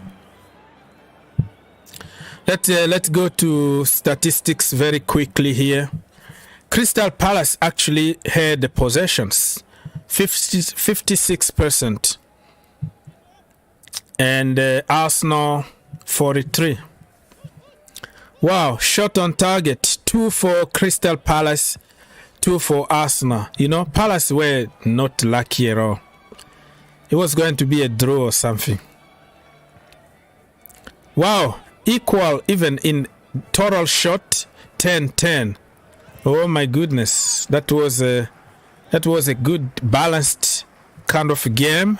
But the end of the day, you just need to score, and Arsenal just did that.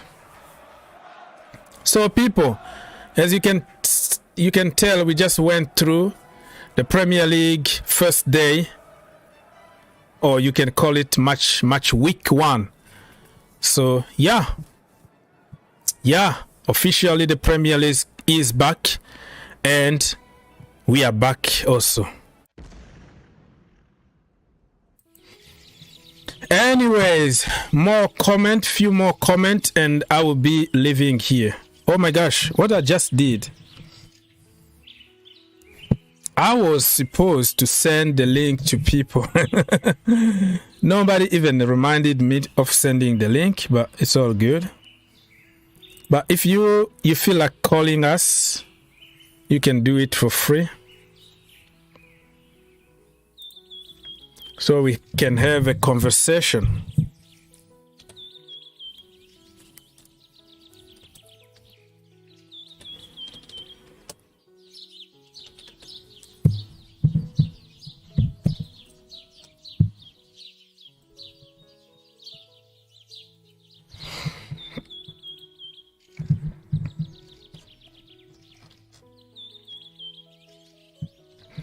Okay, I'm gonna end this poll here. I asked you early on to tell me what Chelsea really need at this current moment.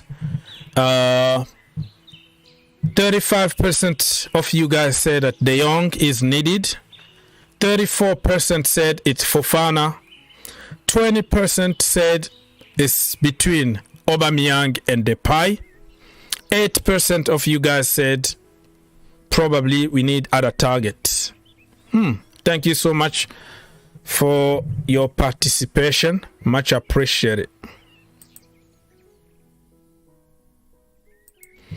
So if you want to call us, the link is going to be there on top. I forgot to put it early on, but it doesn't matter though.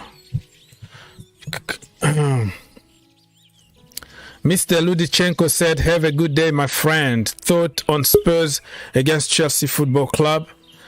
We're gonna beat them. This is a London derby, man. We're gonna destroy them.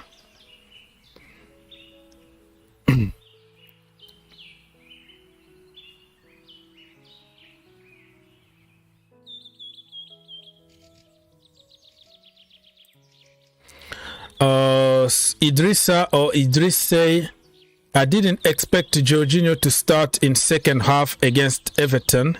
We kept it.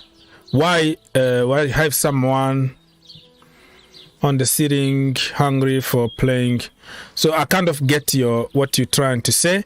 Like Jorginho didn't have to be there for 97 minutes. The guy was there even in added time. He was there like 97 minutes, and then we put Gallagher. It looks like it was just a humiliation for Gallagher, to be honest with you. Why are you putting me only 2 minutes to go? Okay, give me probably 5 minutes, but just don't give me 1.5 minutes. Like, it didn't make sense. Jorginho is untouchable the way he looks at the moment. He's untouchable, Jorginho. Yeah, Mr. Pepsi, I see you. Let me fix my screen here on YouTube because this is a completely different program that I am using to get your image and put on from StreamYard to put you on the other software. So let me just fix everything that I need to fix on the screen. All right.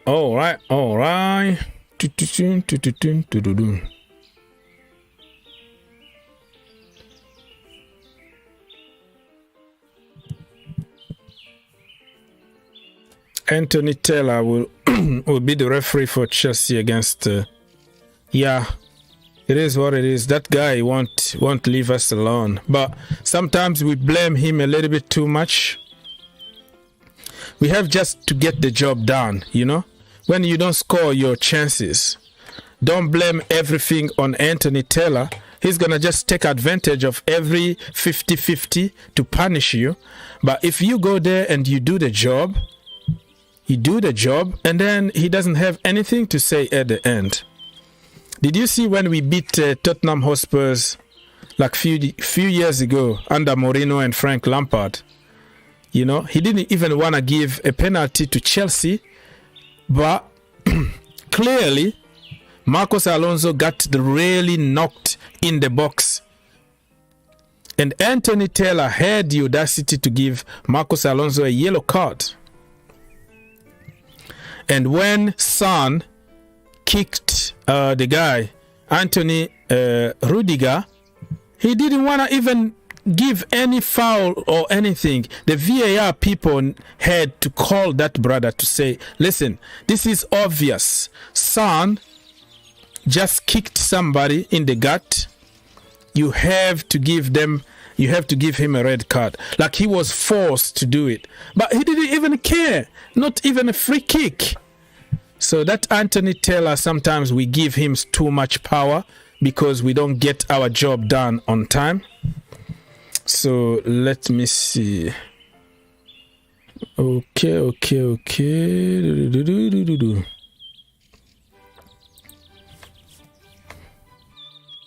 I can't find the window for StreamYard so far. I don't know why. It's just like hiding somewhere.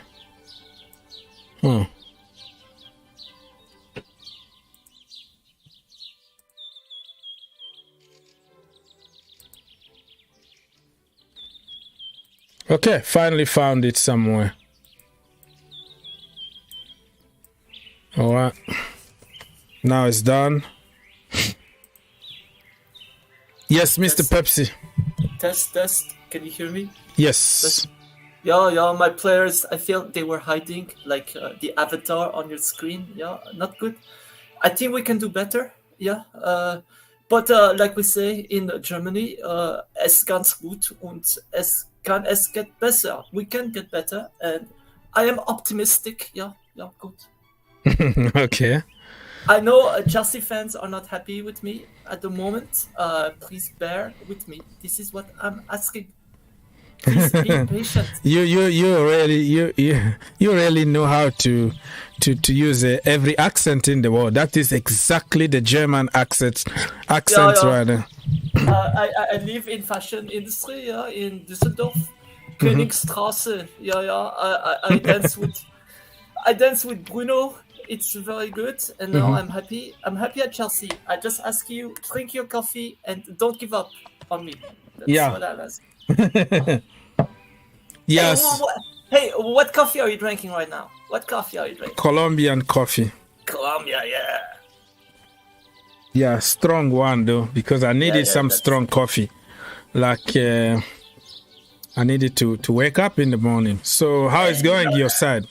Hey, no te quedas con dudas, amigos. Cuando dice Colombia, when you say Colombia, I'm in Colombia mood, man. Magic mood.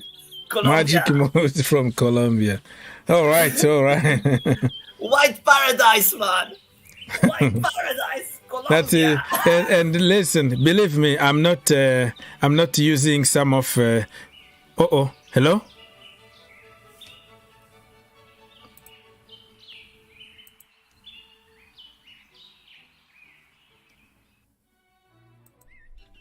I think we crashed.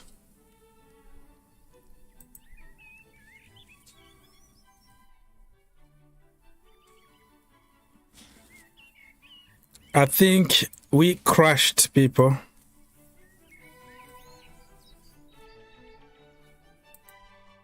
I have a serious issue here.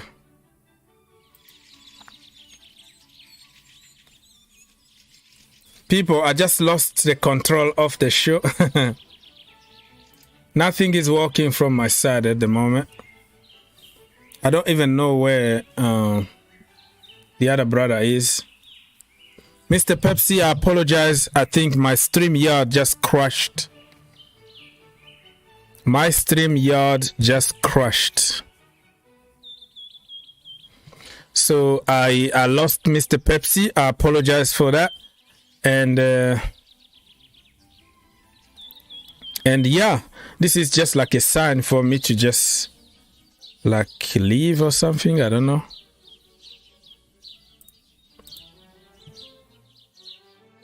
I just don't get it. Everything is upside down here, my people. Bear with me. Everything is upside down. I can't find anything. So that could be a good sign for me to leave and come back at some point.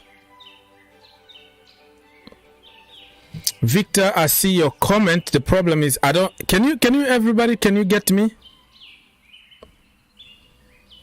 Yeah, I think I'm still here on this program here, but my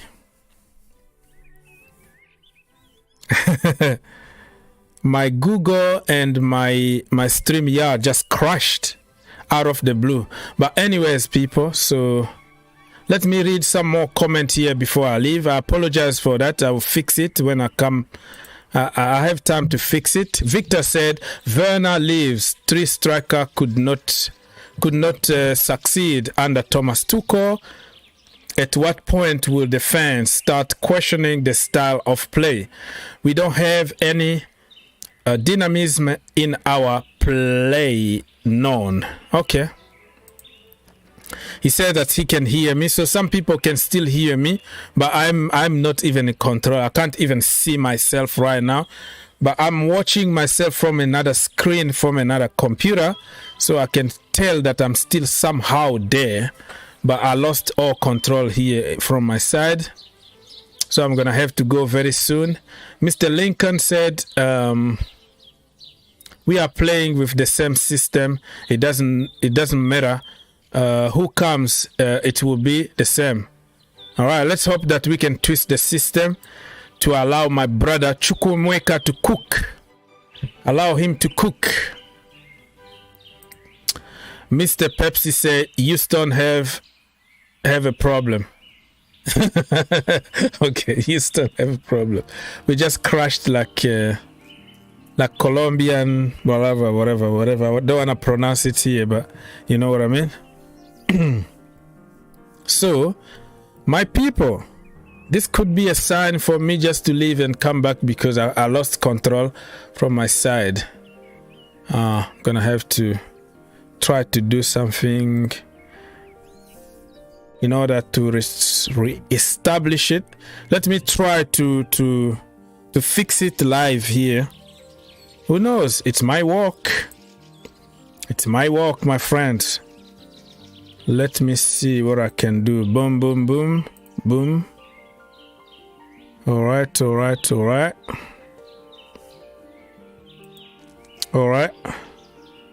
Boom. All right. It looks like I'm getting it here. Huh? I'm fixing it live here. Pop. I'm fixing everything live, and it looks like it's working. We are back again, people. We are back again. When we have Mr. Pepsi in the house, he can fix many things, or he can make some stuff crash immediately, yeah? So bear with me, I'm gonna send you another link because I figured out how to fix it. There we go. We are back in business, people. Back in business. We're gonna be here for 30 more minutes and I'll be leaving. Help your brother get 100 likes if you can, please. Now let me fix the StreamYard thing. StreamYard thing need to be allowed. Boom, boom, boom.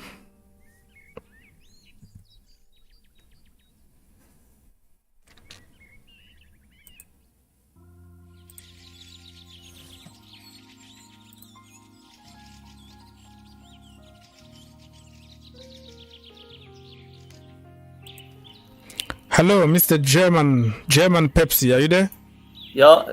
Yeah, I managed to fix it, to restart it. I have to do. Yeah, so you are back again. What do you have to say? Well, we had a very scary encounter with UFO. It disrupted the satellite communication. Yeah, but we're back. That for sure. Yeah, for sure. That was the issue. We're a bit short on oxygen here, but our scientists and our brainiacs in NASA are working towards a solution. People, please don't panic. Don't panic. We're still back. We are back in the business slowly and surely. We're losing Werner. You know, he's my pet. He's my little pet. And he's my little chihuahua. But I think we can survive without him. We just need hearts. Lots of hearts. Yeah, we need a lot of heart. Do not lose hope. Vive le privé. My orders must be obeyed at all times. Yeah, that's right. The problem is the fans. They like what we say. Like they like balls. They just they melt like snow under the sun. I need you to support our players. Yeah. Yeah, we have to support our prayer, huh? Yeah. Okay, people, let me just read some of the breaking news here. UEFA are actually asking Barcelona some questions because of their strange businesses on the market. According to David Ornstein, that guy is tier 1 journalist. So, yeah, some investigation could be going on to double check how the hell Barcelona managed to sign all those players and trying to register them. So this one is going to be interesting to see if there are some people who still honest to do some honest investigations. I know Ornstein personally. I had lunch with him once, like in Berlin. I can tell you he's very reliable. Laporta, he is a crook. He's an ex-lawyer. He doesn't want to pay De Jong the money he owes. Barcelona owes 18 million to De Jong. They owe 52 million to Piqué. And they just don't want to pay. Very greedy scoundrel. This Laporta. Yeah, it's suspicious. Mo, live from London. How's it going? Thanks for having me on. Yes, sir. Nice to have you here, bro. Have you heard that Barcelona could be in trouble with UEFA? I read the story briefly. I didn't look too much into it, but it's really ridiculous how that club is run. The Frenkie De Jong situation about his contract and whatnot. It is ridiculous. I mean, to be honest, also I want to touch on Man United with our transfer policies. Okay, let's go. I don't want Rabiot. I don't mind. If we get him, we get him 15 million. He's a cheap player, Hawks. He's not going to break the bank. It's a punt. How much money did you say? 15? Like 1.5? 1.5. Oh my goodness, that is a good price though. Yeah, so it's a punt. Arnautovic, if we get Arnautovic, I'm not supporting a player that's racist. I can't do it.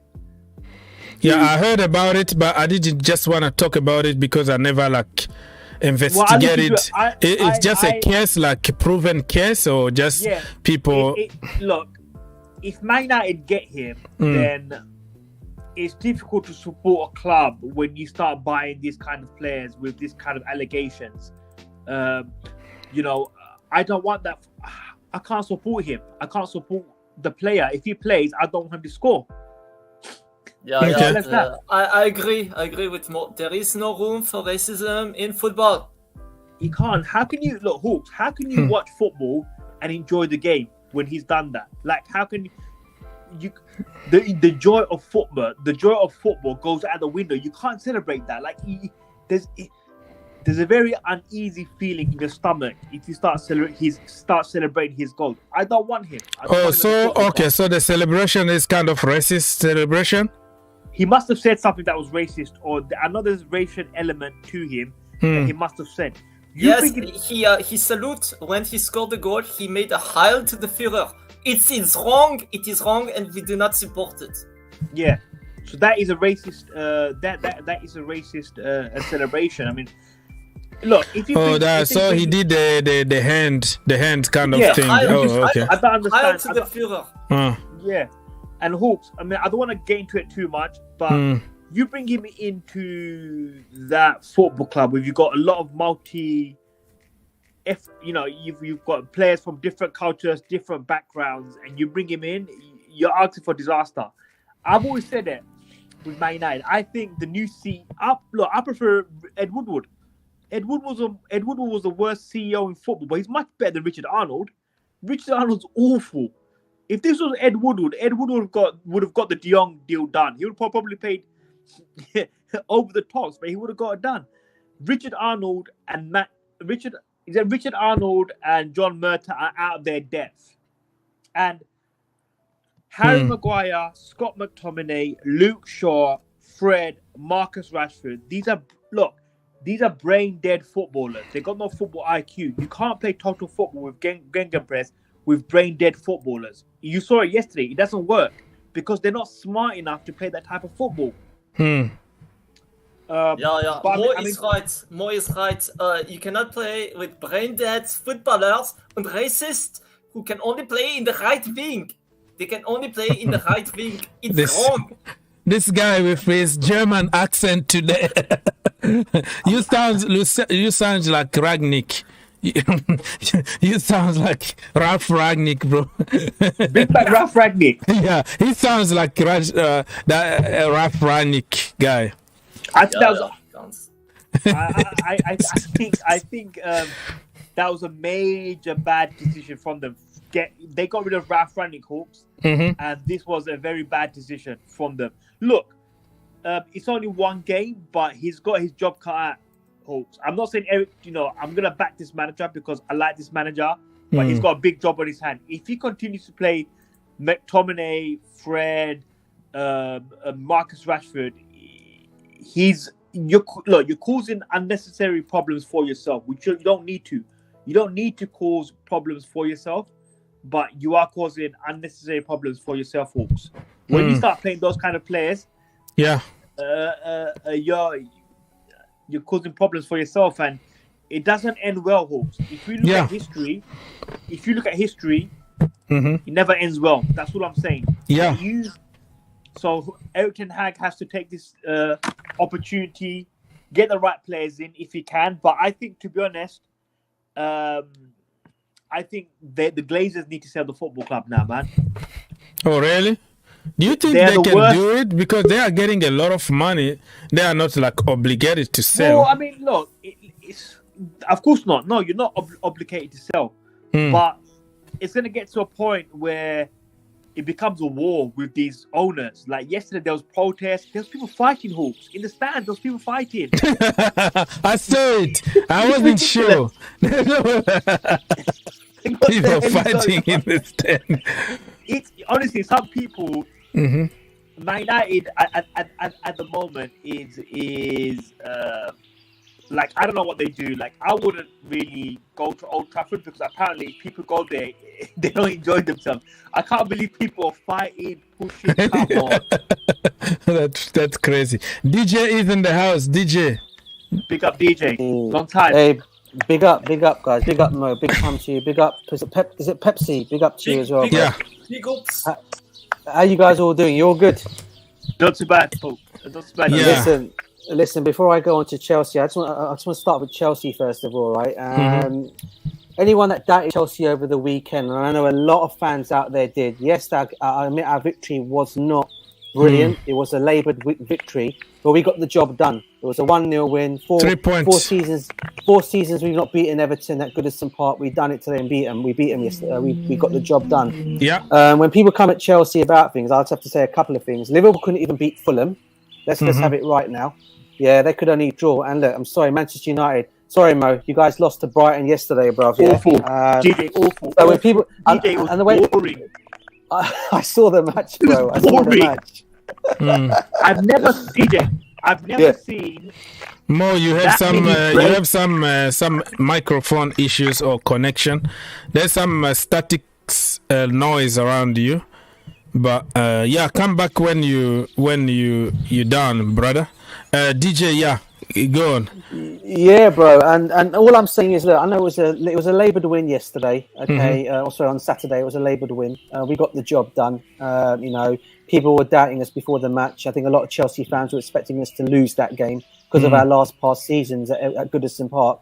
well, okay, it was a penalty kick that won the game in the end. The job was done. 3 points. Thank you very much. We move on to Tottenham now, which I think is going to be a vital game next week. And we need to obviously beat them at Stamford Bridge. And tough game, I expect it to be, because let's be honest, they were absolutely brilliant over the weekend, Tottenham. But I still expect us to go and get a win over Tottenham next weekend. Even though it'll be a tight game. Yeah, I agree with you. I agree. And this is a London derby. Nobody's giving us a chance. But listen, form goes out of the window in a derby like this. Huh?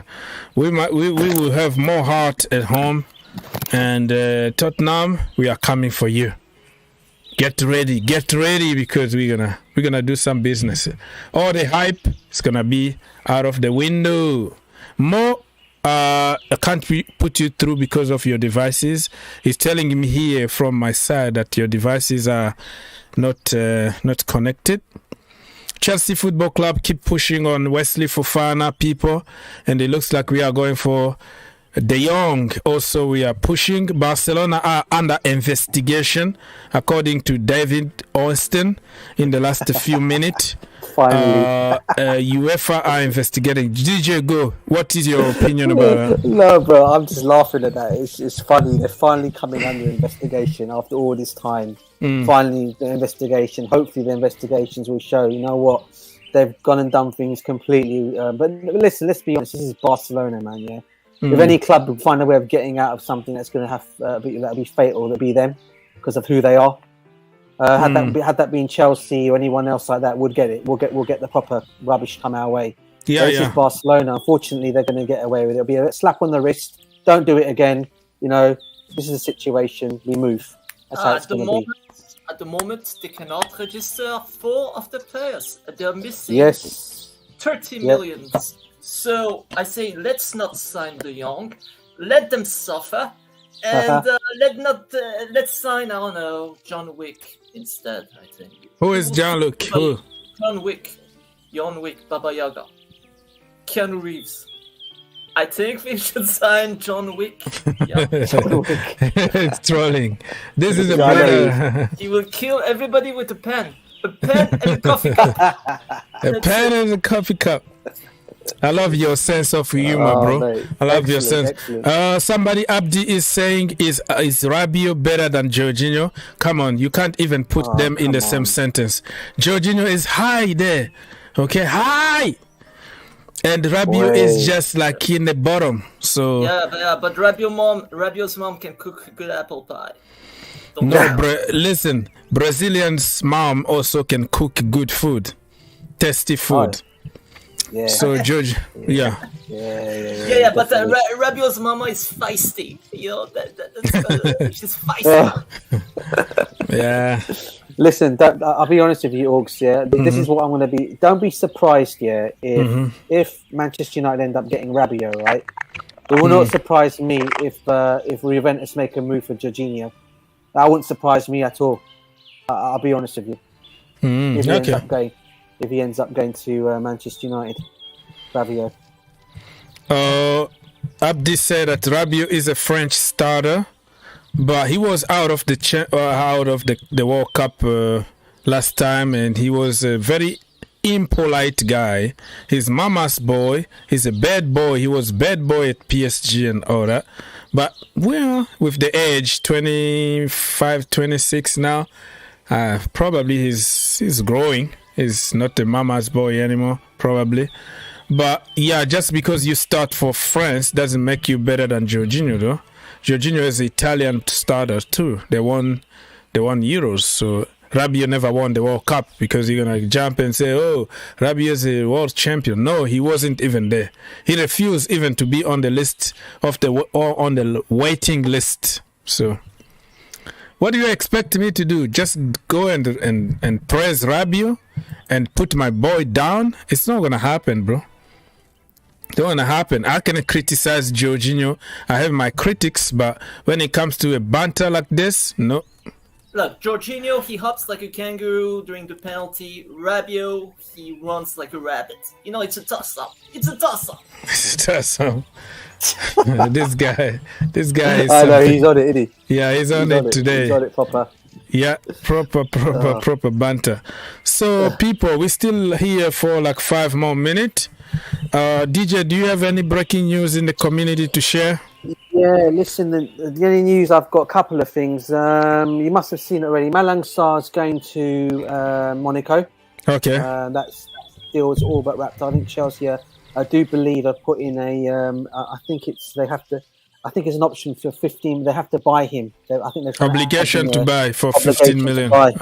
Yeah, in there. There's that one. Callum Hudson-Odoi, there's a talk that apparently he could be going to Dortmund. There's a choice between Dortmund, Leicester, and Newcastle. I think he's going to probably end up opting for Dortmund for a loan move. The other one, Frenkie De Jong, that's an interesting one. Situation Frenkie De Jong at the moment is his preference is to remain in Barcelona. He doesn't want to leave. He's basically just saying that I think it's more to the fact, obviously he's waiting for his wages to come to him. But there is that possibility that Barcelona may offer him a new contract but put him on less wages. They do like they do with Ousmane Dembele. Can I ask you guys a question? If you were De Jong, you have this beautiful wife. You just bought a home in Caldetas. You know, you've got your new home in Barcelona. You've got all this money coming to you. Why would you agree to a new deal with a lower pay? I still. No, go on. You answer that one. I don't know. I just wanted to say I don't know, but go on. I think listen, I agree with you. I for one, I would not want to. Obviously, for me, it would be the case. But if you think about how they did it with Ousmane Dembele, right? I know it was a free in the end. He was signed. He was out of contract. Okay, but if you think about it, he took less wages to what he was asking for and stayed in Barcelona. Right? Because apparently that's what they managed to. Because Barcelona knew his headset was not to leave Barcelona. He never wanted to leave Barcelona, and this is the same situation. Frenkie De Jong, he's basically saying he doesn't want to leave. DJ, even Ousmane, like his pay hasn't been lowered by a lot. It's 11 million pre-tax. So, this guy changes his accent every other man. He's a genius. He can change. And also, like the thing with Ousmane is he's got bonuses. He's got bonuses that will he will easily match the salary that he was getting before. So And the thing with De Jong is He's Jamaican. If he stays true to and he doesn't budge, they're just going to boo him for a while, and then they'll get him back on the team. It's gonna be that's what I'm thinking. Yeah, he's a Dutch. He got a Dutch accent now. Mr. Coca-Cola. We have Pepsi, now we have Coca-Cola. I have very interesting people today. Let's go. Coca-Cola, what do you have to say, brother? Are you still at work? I am currently working. I have to say that this Pepsi guy, he's trying way too hard to troll, brother. I think you're pure trash. You're a horrible, man. Appreciate it. Much love. Troller. Love it. You will not come here into my community and try to be a bigger troll than me. We have the war patrol here. Who's trying, man? Who's trying, man? We're trying. We have a competition. A very healthy competition. You want to be a troll, be the troll, man. I'm all authentic. Authentic. Sorry, bro. It's from Germany. I know, like what is getting all like this like weird vibes from, like, man, I don't know. This is my house, brother. This is my house, brother. The house of trolls. Like, he's getting territorial, like pissing all his coat, like on the tree. Man, you can have it, man. If that's your life, take it, man. Have it, man. Contest. We will have a piss contest. Yeah, we're gonna organize that very, very soon. So, people, listen, we have like 5 minutes to go. I have to leave now. Mr. Coca-Cola, what is the news today, bro?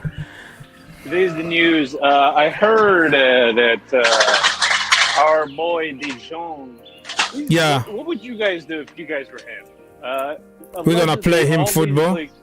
All these things like coming out from Barca, like, all right, you want to play here? All right, you gotta lower your salary. All right, you want to play here?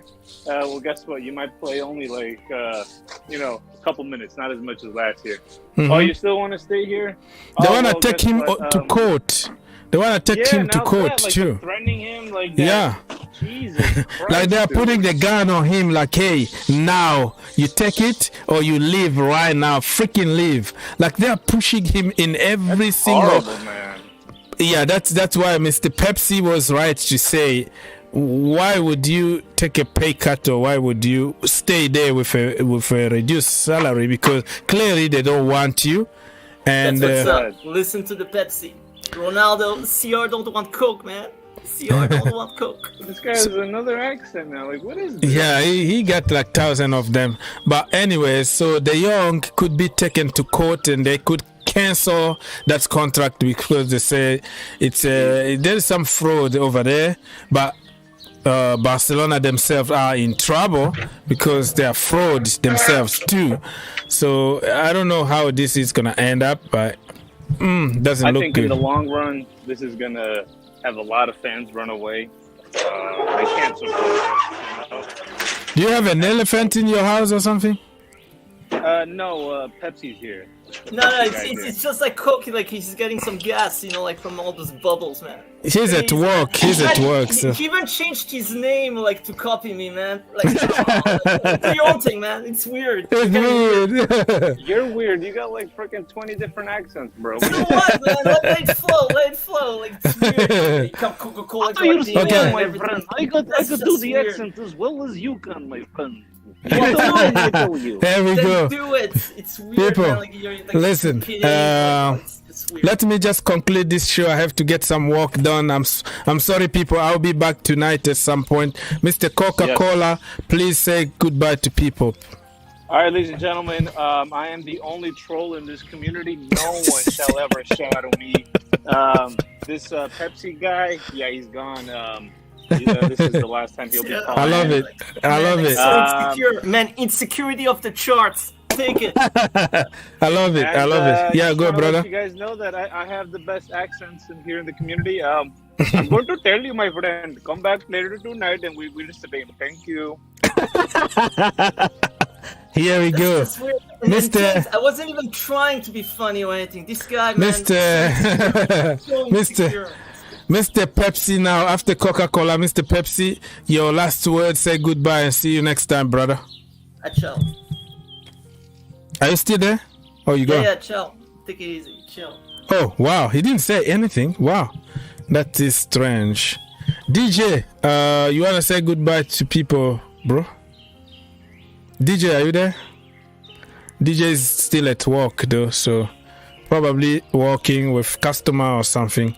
But DJ, thank you for helping. Everybody, thank you so much for helping. A few more questions here before I leave. Then let's pray that Thomas Tuchel oh no, we don't pray about people losing their jobs. We pray for them to get better instead of wishing something bad to people. Mr. Coca-Cola is very insecure that thing. All right, it was a great show, people. I'm gonna have to leave and come back at some point. God bless you. Stay tuned. Go on the other channel called the Green Turf. I always post some cool videos over there. I have some cool videos. Let me show you over there. No, I can't show you anything. But anyways, you go here. You follow your brother. Let's follow each other because we have to grow this community as fast as we can. We always follow each other on Twitter, Instagram. No egos. We follow each other and then we grow the community. Regardless of our theories and narratives and whatever, let's support the team because we have a big fight this weekend against Tottenham Hotspurs at Stamford Bridge. We have to destroy them, okay? We have to destroy them. It's gonna happen. So Thomas Tuchel and Todd Boehly are cooking. They're still cooking, and it's gonna be an amazing meal for everybody to eat. Timo Werner is going to Leipzig. I have the impression that we can make a deal about Josko or about somebody like Nkunku next season. So we are planning for something here, okay?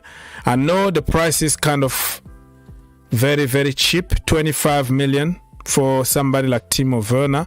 But sometimes you have to take an L and move on, you know? We made so many mistakes in the last few years, buying players that the manager don't want, or buy players that we think can do a good job at Chelsea and they never did. So this time we have to be very, very smart on the market.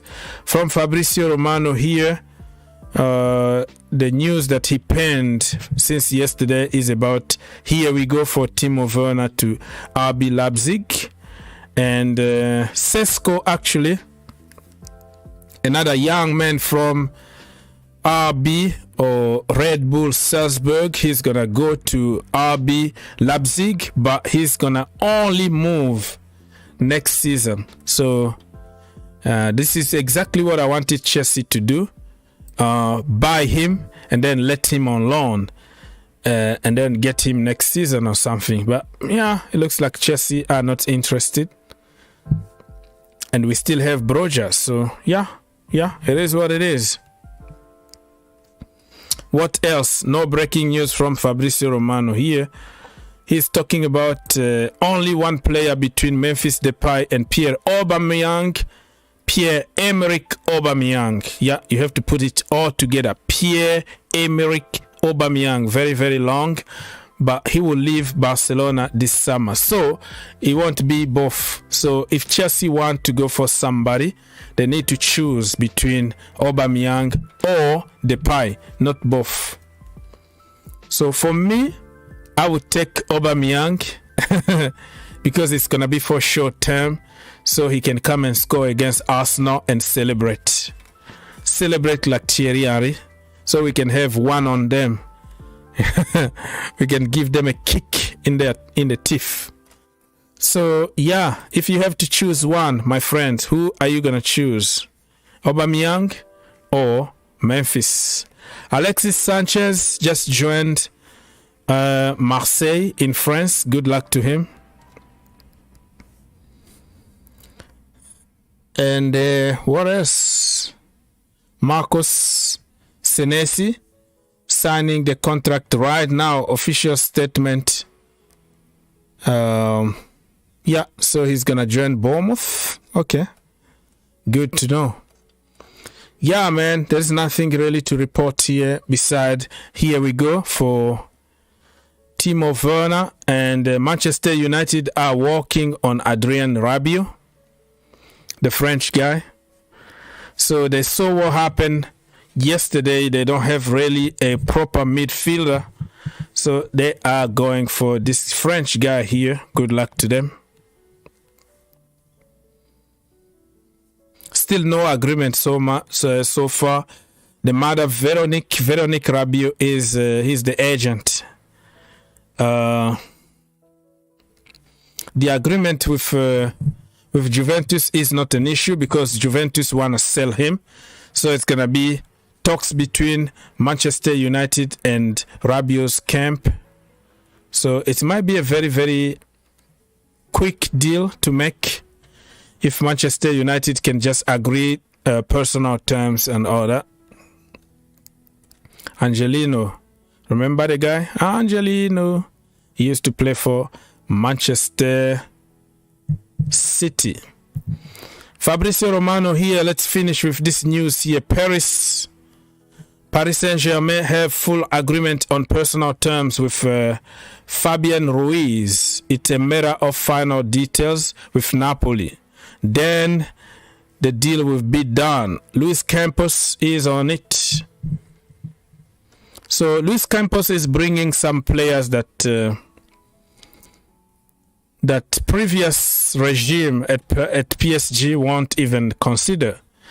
Previous regime wanted big names, but Luis Campos now is going for low-key, low-profile, and you will see a team that PSG are going to build in couple seasons from now. they're gonna be on top there because everybody will be working for each other instead of have like big names, big stars that probably won't really perform that good on the pitch. So they changed their politic of management and PSG, and it's gonna be something interesting to watch.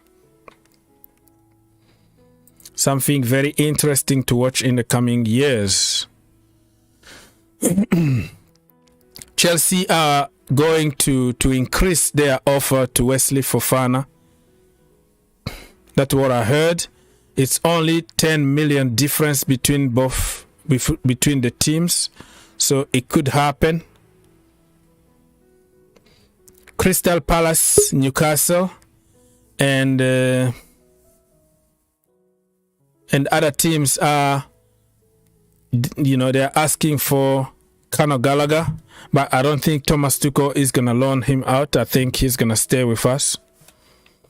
And that is just my opinion. I don't know what could happen. Let's say if we got somebody like De Jong and he decided to keep Chukwuemeka, and then he's decided to keep somebody like Ruben for rotation and for because he's versatile. And then we're going to have to start asking some questions about, is that a good thing for us to keep Gallagher in the team, or is a good thing to let him go somewhere and play week in, week out and develop? So just keep your eye open on this one. Let's see what's going to happen. Blue Eyes, brother, I see you in the chat already, but I was already closing because I have to go to work. I'm sorry about that. I'll be back tonight. I only work 4 hours today. So, we have time to talk tonight, my brother, but I can't really. I've been here for almost 3 hours and I have to go like right now. People, thank you so much for watching. God bless you on your way out. Please don't forget to like, subscribe, share, and I'll see you next time. Okay? Bye.